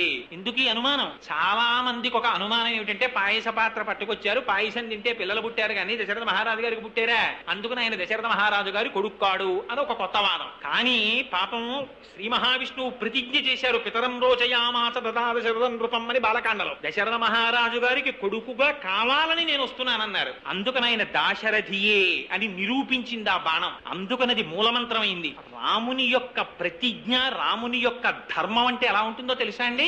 సముద్రపుటొడ్డున కూర్చునుండగా విభీషణుడు వచ్చాడు, ఆకాశంలో నిలబడ్డాడు, శరణాగతి చేస్తున్నాను నన్ను తీసుకోమన్నాడు. అంటే వానరులు, హనుమంతుడు, సుగ్రీవుడు అందరూ అన్నారు, వద్దు, శత్రుపక్షంలో వాడు, రావణాసురుడి తమ్ముడు, ఆయనకి శరణాగతి ఇవ్వకండి అన్నారు. రాముడు అన్ని విని చిట్ట చివరికి అన్నాడు, మీకు చిన్న కథ చెప్తాను వినండి. పూర్వకాలంలో ఒక చెట్టు మీద 2 పక్షులు ఉండేవి. ఆ 2 పక్షులు కలిసి కిచకిచలాడుతూ సంతోషంగా ఉన్న సమయంలో ఒక బోయవాడు చెట్టు కిందకు వచ్చాడు. ఒక బాణం పెట్టి ఆడపక్షిని కొట్టాడు. ఆడపక్షి కింద పడింది. మగపక్షి చూస్తూ ఉండగా ఆ ఆడపక్షి యొక్క పీక నులిమేశాడు. ఆడపక్షి మరణించింది. దాన్ని తన బుట్టలో వేసుకుని పట్టుకుపోయాడు, కాల్చుకు తినేశాడు. దీన్ని మగపక్షి చూసింది, ఏడుస్తూ పైన గిరికీలు కొట్టింది, మళ్ళీ వెళ్లి చెట్టు మీద వాలింది.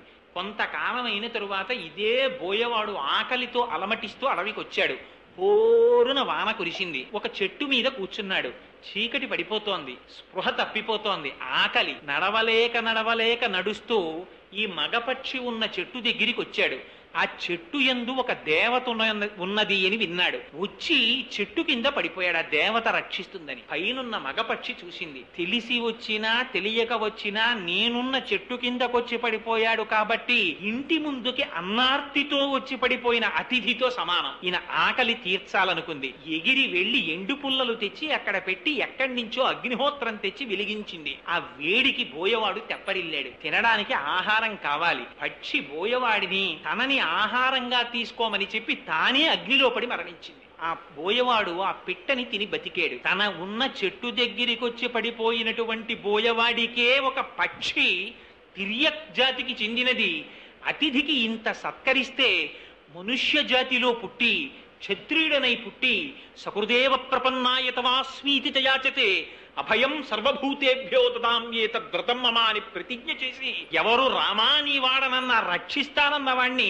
ఇవాళ కృతజ్ఞతతో విడిచిపెట్టనా? విభీషణుడే కాదు, రావణాసురుడే వచ్చినా రామా నీకు శరణంటే చాలు, ఆయన్ని రక్షిస్తానని విభీషణుడిని శరణాగతి చేస్తే తీసుకున్నటువంటి వాడు రామచంద్రమూర్తి.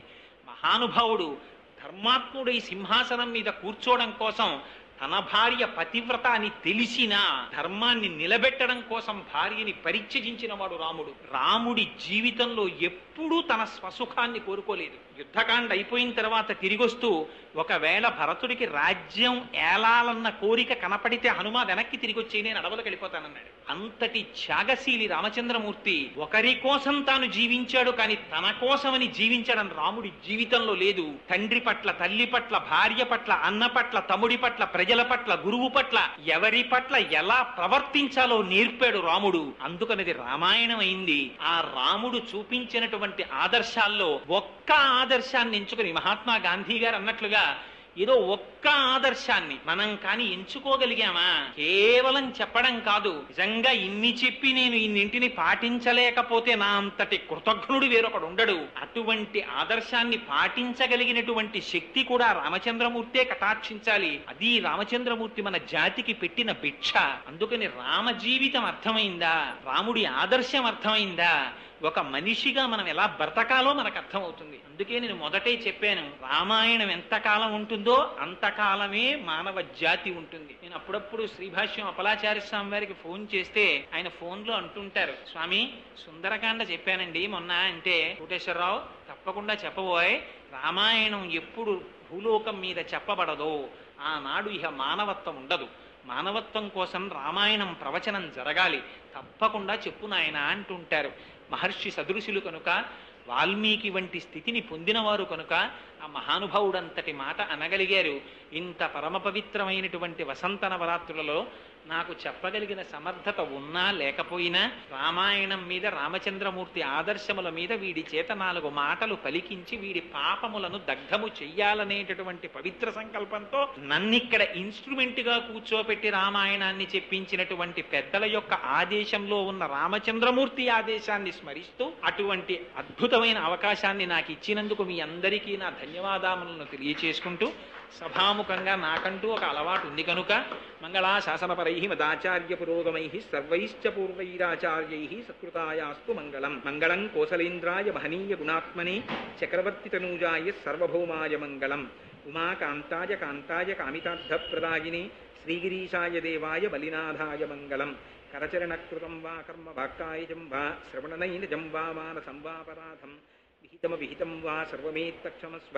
శివ శివ కరుణాబ్ధే శ్రీ మహాదేవ శంభో. సర్వం శ్రీ ఉమామహేశ్వర పరబ్రహ్మార్పణమస్తు. స్వస్తి.